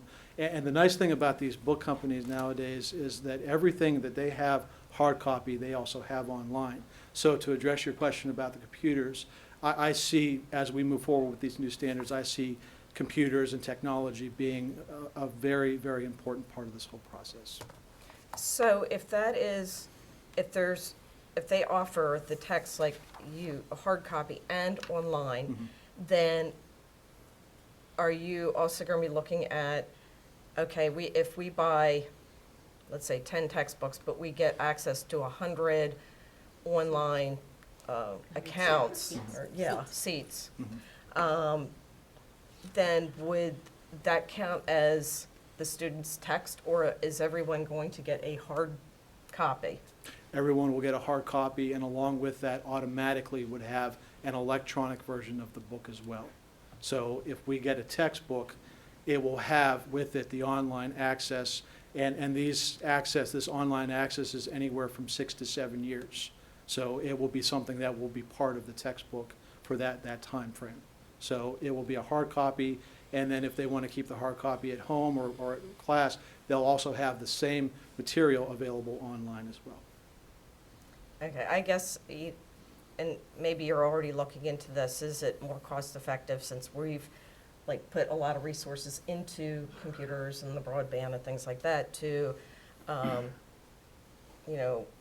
maybe the online, because then they could, unless there's a student that does not have access to internet and only can go to the library is it more cost effective to go more of the online route for the text? I actually, when I was crunching the numbers, I actually did the numbers based on every single student and then based on a class set for every teacher. That also included the online access for that 6 or 7 years. It was more cost effective to go with the textbook for every student, a hard copy for every student, and then, like I said, they also get that online Okay. access. All right, thank you. You're welcome. Oh, and by the way, happy birthday. Oh, thank you. Appreciate it. Are you done? I am done, Okay. go ahead. This was great, and I think, I agree with your point that I think some of the teachers, just in seeing what my daughter's been doing in 6th grade science, have already kind of migrated to this. It's not, here's a paper, write down the 3 things in the Earth's surface or whatever. In fact, I just traded emails with her science teacher last week about some of the assignments, and he comes up with some very, very creative ones. My only question is, as we move to this, and it is going to be a shift in teaching, and I'm assuming that that the teams of teachers are going to work together to support each other, obviously. Yes. But then, are you going to have additional observations? And where I'm going with this is that, you have some teachers that are very, very passionate, love what they do. They're out there looking for new and creative assignments for their students, et cetera. Yes. Then you might have some that are a little bit burned out and are just, not that I'm pointing fingers at anyone, but, they're just plugging in the day, just because they are at their maximum capacity. How can we balance that, for those students? Like, if it's gonna be this interactive, I envision it almost like a college classroom, with open discussions and things like that for the students. Then how do you make sure that those teachers that are a little bit burned out still kind of get re-energized? Or if we see that they're floundering, then how do we pick them up and help them transition to this? The 2 ways we can do that. Number one, this is going to involve me being out in the classrooms a lot more, not just doing formal observations, but informal ones, walkthroughs, at which point then, once I see what I see, I can meet with the teacher and talk to them and say, okay, this is what I noticed. Why don't we try this? The other thing, I can't be everywhere at once, unfortunately. I wish I could, but I can't. So this understanding of these shifts is going to have to translate to principals and assistant principals. So when I'm not there being able to help students. I want my principals and assistant principals to be able to walk into a science classroom and know what to look for, and then report back to me or talk to the teacher directly. So I envision myself, like I said, being out in the classrooms a lot more, but also for our school staff to have some kind of a template that they can just be in a classroom and check off, okay, the teacher did this, Right, this, and okay. this, and then provide feedback. Okay. Definitely. Okay, all right, thank you. You're welcome. Mrs. Washington? Thank you. The bar is always being raised in education, and it's being raised because the students rise to the occasion. The world is changing, and things are becoming more complex and sophisticated. So this is in an effort to address this. So we're moving from rote memory and memorization, some of the simple things, to more evidence-based learning and solutions to problems where students work in groups. It's almost like a laboratory setting where they are really working to solve problems. So we got to make sure we have our textbooks aligned, the curriculum aligned, the professional development, and all the things that we need so the students will be able to successfully pass the MISMA and MISA, and they meet these secondary science requirements. So it's exciting being in education because it's always changing, and the bar is always being raised. I keep saying every time I talk to people, it's such a great time to be a science person in Maryland or just in St. Mary's County. There's so much going on, definitely. It is. Thank you very much. You're welcome. Mrs. Allen? When you lay hands on something, you learn, it becomes a part of you. And I love the fact that this really speaks to a lot of different learning styles. I know a few years ago, the suggestion was made that we adopt a new science textbook. And I'm glad that we waited because we knew that the new science standards were coming. Yes. And how comfortable are you with the idea that, or with the fact that have the textbook companies sufficiently adopted these new standards so that the textbook that you determine is the appropriate one will be significantly aligned with these standards? Because Maryland is a small state. Textbook companies don't write textbooks for the state of Maryland. They write them for California. They That's write right, them yep. for Texas. That's right. They write them for high enrollment, large systems. And I know that's been an issue in the past. I can honestly say I'm very comfortable with everything that I've seen from the textbook companies we're piloting. They're on track, and they're actually, their materials are right there or very close to being fully aligned to these new standards. So whatever we get, whenever we get it, will go right in line with our new standards. I know that we have for a long time talked about the idea of moving more toward online resources and utilizing textbooks that are online rather than hard copy. And yet, I know that that doesn't work for everyone. And Right. so until and unless we get to a point where 99% of our students really are so comfortable online that they don't need that hardcover or that soft cover Right. book that they can thumb through, I'm much more comfortable having a dual resource as you have presented rather than a single method. So I agree. I know our teachers go out and I love the fact that they collaborate within schools as well as across schools. And there's a lot of conversation that goes on based on conversations I've had with teachers throughout the system. They're learning from supervisors, they're also learning from each other, and they're coming up with best practices. So whatever we can do to support that model, I'm very interested in. Thank you for presenting this today. You're quite welcome. Thank you, Mr. Hayes. So our science textbooks that are currently out in the schools, they were adopted. High school was adopted in 1998, my second year of teaching in the county, and I want to say elementary and the middle are older than that. Yeah. So, What's that? So Getting by the good news is that we get a lot of mileage out of our textbooks. As alluded, perhaps it's to our benefit that we haven't jumped into or did a purchase 5 years ago, because here would we be. But it is, we are talking about science textbooks. You have given us a substantial number that we have included in our budget, because it is indeed a priority. It's a priority to invest in learning resources. And as of right now, there are a lot of whiz-bangery out there, but the textbook is really the thing that we're using with our children, with all the ancillary things that are added to it. So thank you for piloting all of this stuff. Thank you for all of this. My head is a spin, as it often is when I talk to any of our fantastic supervisors. So thank you. Thank you. Thank you all very much. All right, Dr. Moore.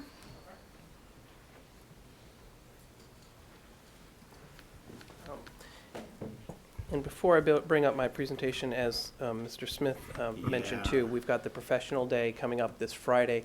And just as a quick little walkthrough before I go into the program of studies, there are, just so you have it for your information, Jason referenced the professional development for science teachers, which are embedded into literally dozens and dozens of sessions, which it isn't populating right now, but the sessions that are going on throughout the day, each of the elementary and secondary sessions have about, at any given time, each of these time blocks have about 25 different sessions that are running at that time. I want to applaud all of our supervisors and who have really coordinated and led this effort, along with each of the other departments. We've got administrators who are running sessions. We have teachers who are running sessions. We have some outside folks that are coming in too. A special tip of the hat to Colleen Gill and Jesse Catugno, who are really working with managing each of these different pieces, working with all the supervisors to coordinate these. And you'll notice, for example, too, that we have specialized sessions too. Alex Jaffers and Becky Loker have worked with developing a specific set of sessions for the 4, 5, 6 transition in mathematics, when we talked about PARC and the new assessments as well as the standards that are there. This is one piece that really requires a lot of additional professional development as they look at the development of that curriculum across those grade levels. So we also have sessions designed specifically for our assistant principals too, working with a team of administrators to develop sessions that are for them as well. So lots and lots going on. I know Sarita was impressed that Mr. Hayes had built his own website and using Google Sites and stuff like that, but you have to be just as impressed with Michelle Gallant-Wall and Jesse Catugno and all the supervisors. They all figure out a fantastic way to provide an incredible wealth of information with as little carbon footprint as possible. So this, in the past, our professional days used to be these gigantic packets that we would run off, killing small trees in large forests, and then they would invariably, need a change at the last minute, whereas we now do it all digitally. But to do that requires a great deal of effort from people up front, and so nice job. God, you got a lot of praise for the instructional content supervisors today. Did you create your page? No, I just get to go. I get to be audience. It's a great day because I just get to be an audience. I'm going to have to drift into Mr. Hayes' session and be one of the students. I want to be one of the students. See the lesson. That'd be great. So when we talk about the shifts in science, we also talk about the shifts that go on across our curriculum. And each year, we bring to you recommended changes for the program of studies. And consistent with policy IGA, we are bringing these to you for review. We have the first reading scheduled today, a public hearing at the next evening board meeting, and then in February, we'll bring it back for your approval. As the process has existed each year, what we do is as we go through the summer and fall, we look at what changes there are to curriculum as well as scope and sequence. Teacher teams working with content supervisors, working with their departments at their schools, provide suggested revisions. Sometimes those revisions are descriptions within the program of studies. Sometimes they are clarifying prerequisites based on the needs of the course. And sometimes they're aligned with curriculum changes, as we just heard from science. Those proposals come in, they're reviewed at the school level by counselors and department chairs and administrators, and they're reviewed with supervisors. We bring together then representatives from across the schools. This year we also held special parent meetings where representatives from each of the schools came together to look at those proposals too. Those parents also gave us terrific suggestions for language descriptions in process that's in the program of studies too. So they not only looked at the courses we were recommending, but the process and the information that's given in this 150-page document that outlines all of high school programs of studies. And then we also had student representatives in December 8th. Mr. Wright led a discussion with students about the information that's provided too. So we really wanted to seek as much input about the process as well as the courses that are there. And again, while we've thanked them at every presentation today, I want to again thank the supervisors for their work too. A lot of work and effort goes into this. So here's the ultimate goal. This is the reason we have the program of studies. 21 credits by the end of high school to earn a Maryland high school diploma. And so the first thing we communicate, and when we start doing our Rising Freshman Nights in March, we will be communicating this to all of our upcoming 9th graders, is, you know, your ultimate goal to earn a Maryland high school diploma is 21 credits. As part of that 21 credits, you have your English, social studies, math, all of the core content credits, which equals 16. You have to earn additional 2 world language or 2 credits in advanced technology, or if you're in a CTE completer path, you have 4 credits as far as that goes. There's also the assessment and student service learning requirements, and we talked about those. Jason referenced the HSA, for example. As part of their course of study, too, students also develop a plan to complete a completer pathway. They complete either a university sequence or they complete a career and technology sequence, and those are different, too, depending on their direction that they choose. Students can also complete a dual completer sequence as well. So they develop this plan as they go through high school, too, again, with that ultimate goal of earning those credits for the Maryland high school diploma. So how do we get there? We get there through the program of studies that outlines all of that. And what was also nice, too, is when Barrett was up here, you notice on the student portal there was a specific link to program of studies so that both students, parents have full access to not only this year, but there's also the last 5 years there, too. So each year as we go through, they're responsible for the program of studies that they enter in. So your seniors would also be looked at if there were changes to requirements, they have what they're accountable to that was presented 4 years ago. All right, so we're bringing forward to you some recommended new courses in next year's high school program of studies.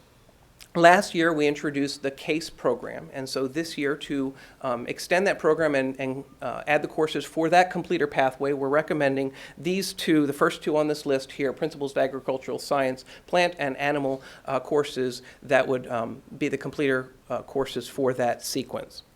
We're also requesting the addition of a cybersecurity course in the program of studies. This would be a course that would be part of the Networking Academy that is already an approved completer sequence, but it also would be open as an elective course to students who are taking, for example, AP Computer Science or working in that area, because it really does provide a wonderful curriculum that, as we know, cybersecurity is a growing field, so getting students as much experience in that area is essential. The next course here that we're recommending is a College Prep English 12 course, Rhetoric and Composition. Over the last several years, we've had dual math enrollment courses at the high school. These are Algebra 3, Pre-Calculus, Calculus courses that students can take the class on our campus and earn credit at CSM by completing a dual enrollment process.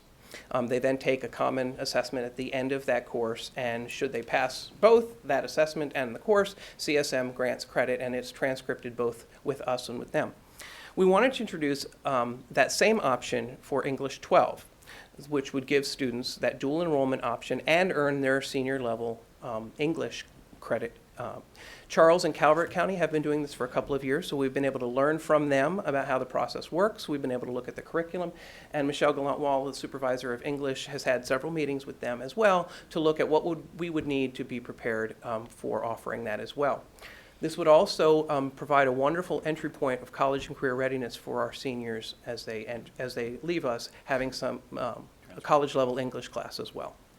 So is that like English 101 at the college Yes, it level? would Okay. essentially be, they would come out of it with 3 credits in English 1010 at CSM. Okay, Okay? all right, thank you.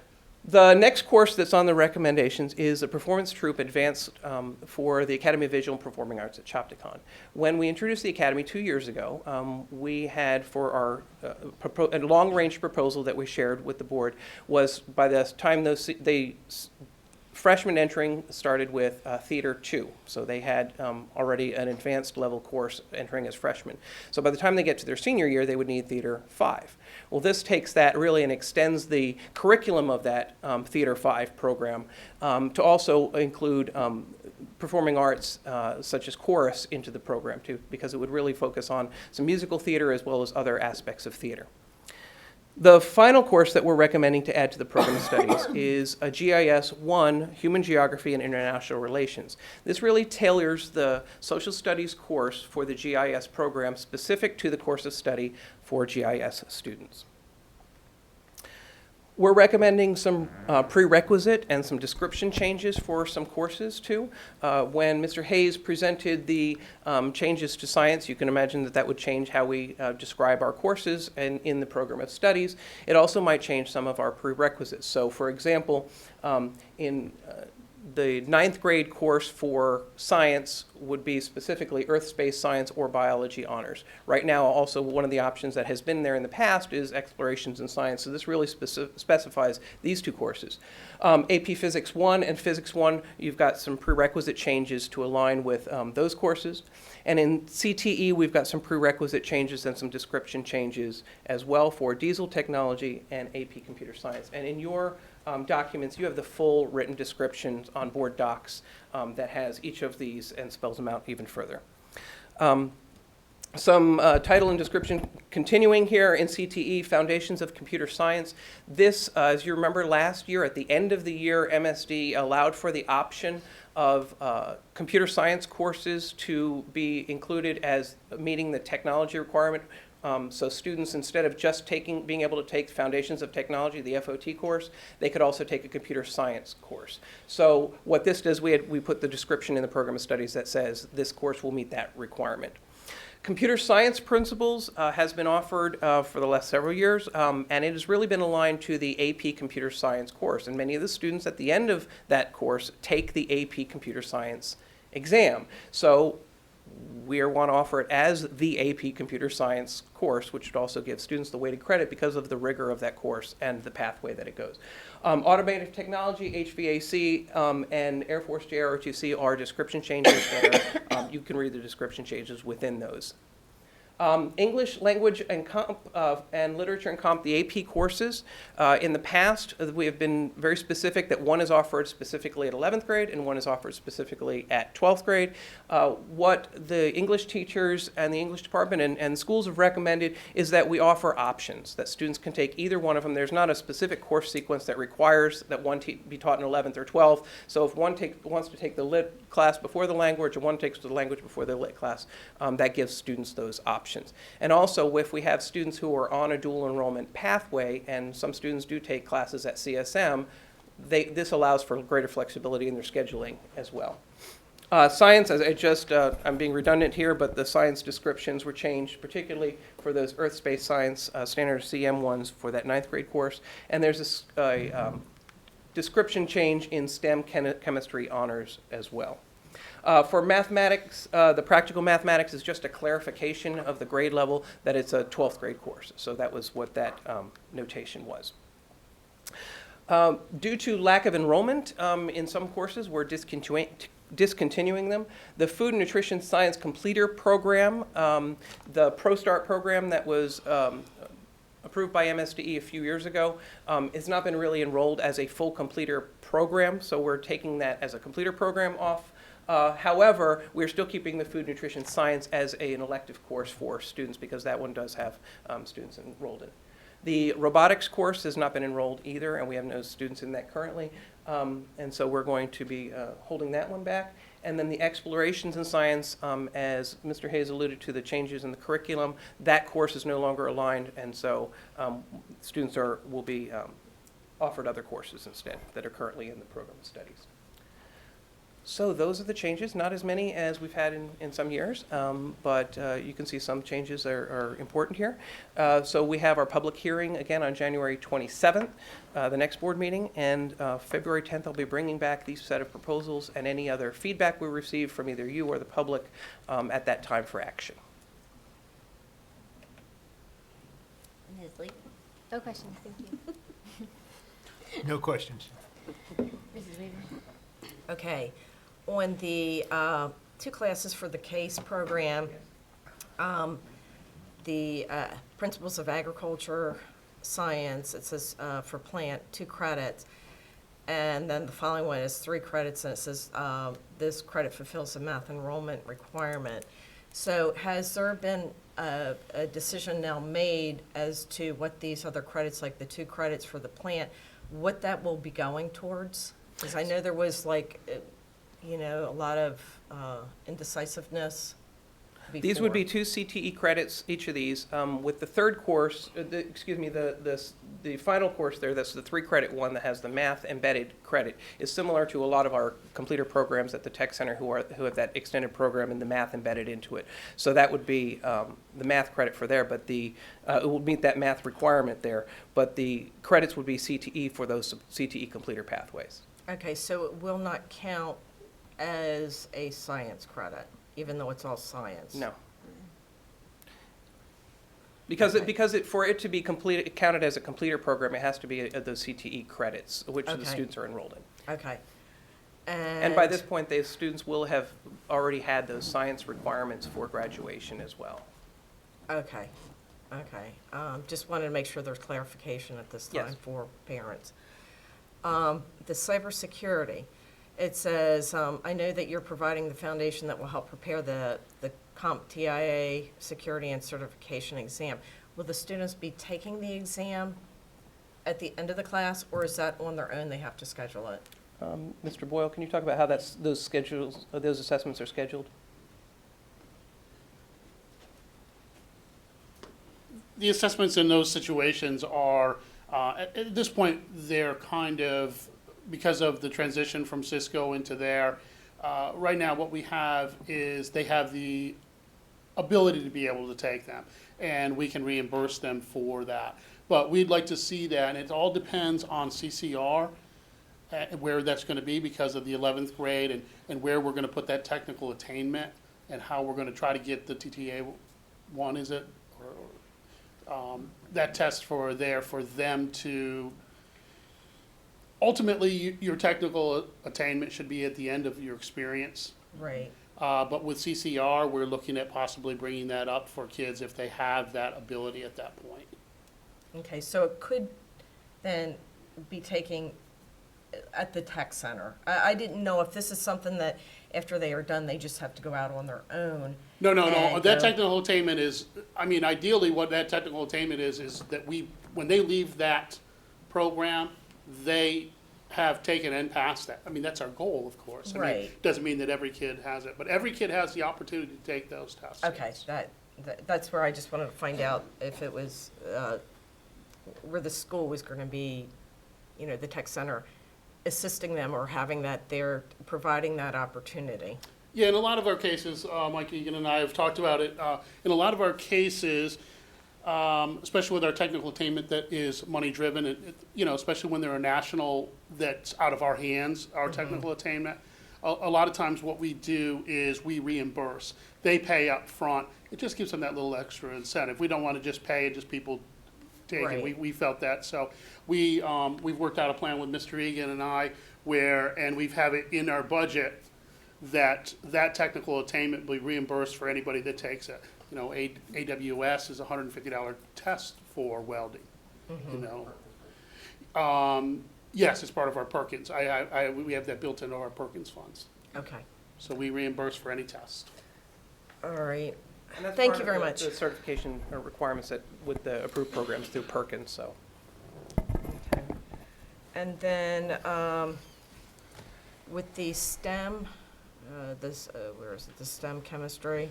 It said that they must be enrolled in the STEM, it was a STEM chemistry honors, okay.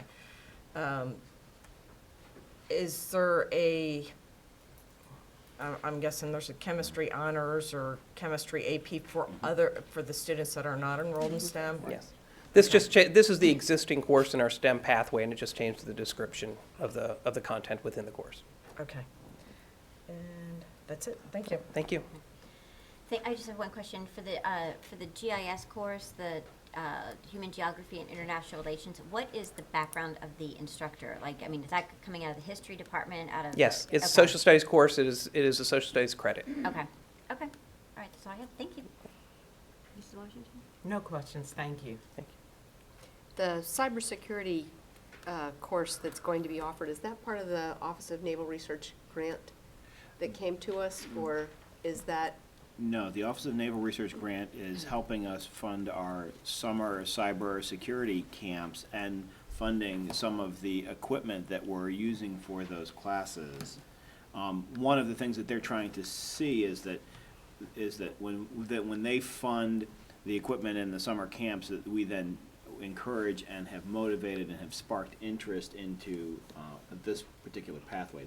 Their goal is, with the modest amount of money that we have, not modest, nice amount of money we have from the Office of Naval Research, that ultimately we are encouraging kids and finding kids and working them through this particular pathway and program. But it's not specifically written into the Office of Naval Research. This isn't one of their qualifying data points. Do you anticipate that we have an instructor in-house for the cybersecurity course? Or Yes, is this? I believe so. Mr. Egan, I think, has a staffing plan for that. Okay, We have somebody resident right now. Yep. very good. With respect to the performance troupe, Yes. at one time, the performing arts, or the Academy of Performing Arts was envisioned to have a dance component, and we were not able to offer that at the time. When I read through the course description for the performance troupe, it did sound as though it was more theater and music, but there is dance involved. Is that something that you feel that our instructor will be able to offer? I'll let Ms. Dietz come up and add some additional words to it, but I think when you look at the musical theater component, that choreography is an embedded part of that, as you've seen many of our theater performances and the great work that's done in our schools. So I think it's really in that avenue of work, but it's not a specific dance class. And maybe, Laurel, you want to add some words? We've had a change in staff at the Academy of Visual and Performing Arts for our theater portion, and in reflecting on the program so far and then what our new staff members' strengths are, musical theater with the dance component is a strength of hers. She has specific training in that area, and it's an area that she feels that she can distinguish this program and bring her special expertise for the kids. It's also meant, our goal is for them to be prepared for college, whatever arts discipline they choose to go into, and we don't offer anything really that prepares them for that musical theater aspect that they will eventually be required to at least experience. And as a theater person in college, you usually have to go through some kind of dance, and it's usually a musical theater type of dance program. So this is a way that we're trying to help prepare them for that coming requirement. Very good. I was very disappointed when we were not able to offer that particular component, and I love the fact that you have, in essence, found a cross-curricular way of offering that piece. One of the greatest strengths of our staff is their ability to persistently work on something until they find a solution, and then play to the strengths of the people we have. So that's a very good solution. Something that appeals to me greatly. Thank you very much. Thank you. Anything else? Anyone? Oh, I don't have any questions for Dr. Marr. We've been All right. working on programs and studies for years. All right. Thank you all. very much. Ms. McCourt.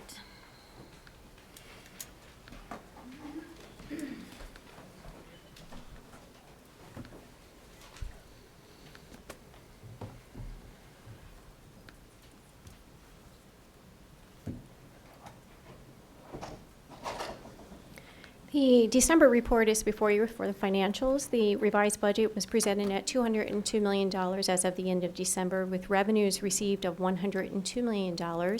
Seeing as it's exactly 50% through the middle of the school year, our revenues received are at 50.48%, which is quite appropriate.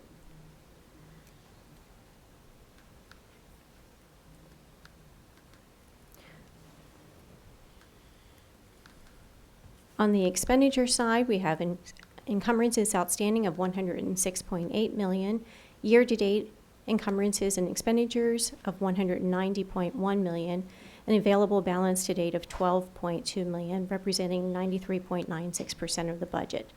There are two areas that continue to be areas that we'll be monitoring more than likely throughout the remainder of the school year, and that's in the area of special education for the non-public transfers, and in the area of health, in particular for our contracted services for substitute nurses. Are there any questions? No questions. Mr. Carney? Under the income in impact aid, the money that we have received so far, is that money that comes in from clearing out old fiscal correct. years? Yes, Okay, and so we haven't received any for the current fiscal year? that's correct. It's usually received much later in the fiscal year. Right. Okay, thank you. Ms. Waver? I have a question on the realignment with student transportation. It says bus contractor funds to cover camera system retrofit. So is this that some of the buses were not currently fitted with cameras? That's correct. Okay. Is that all? That's it? I don't have anything, thank you. No questions, thank you. No questions, just I really appreciate the definition at the bottom to the explanation. It really helps me because I do actually go back and look to remind myself why we did something specific, and it helps very much. Thank you. Thank you.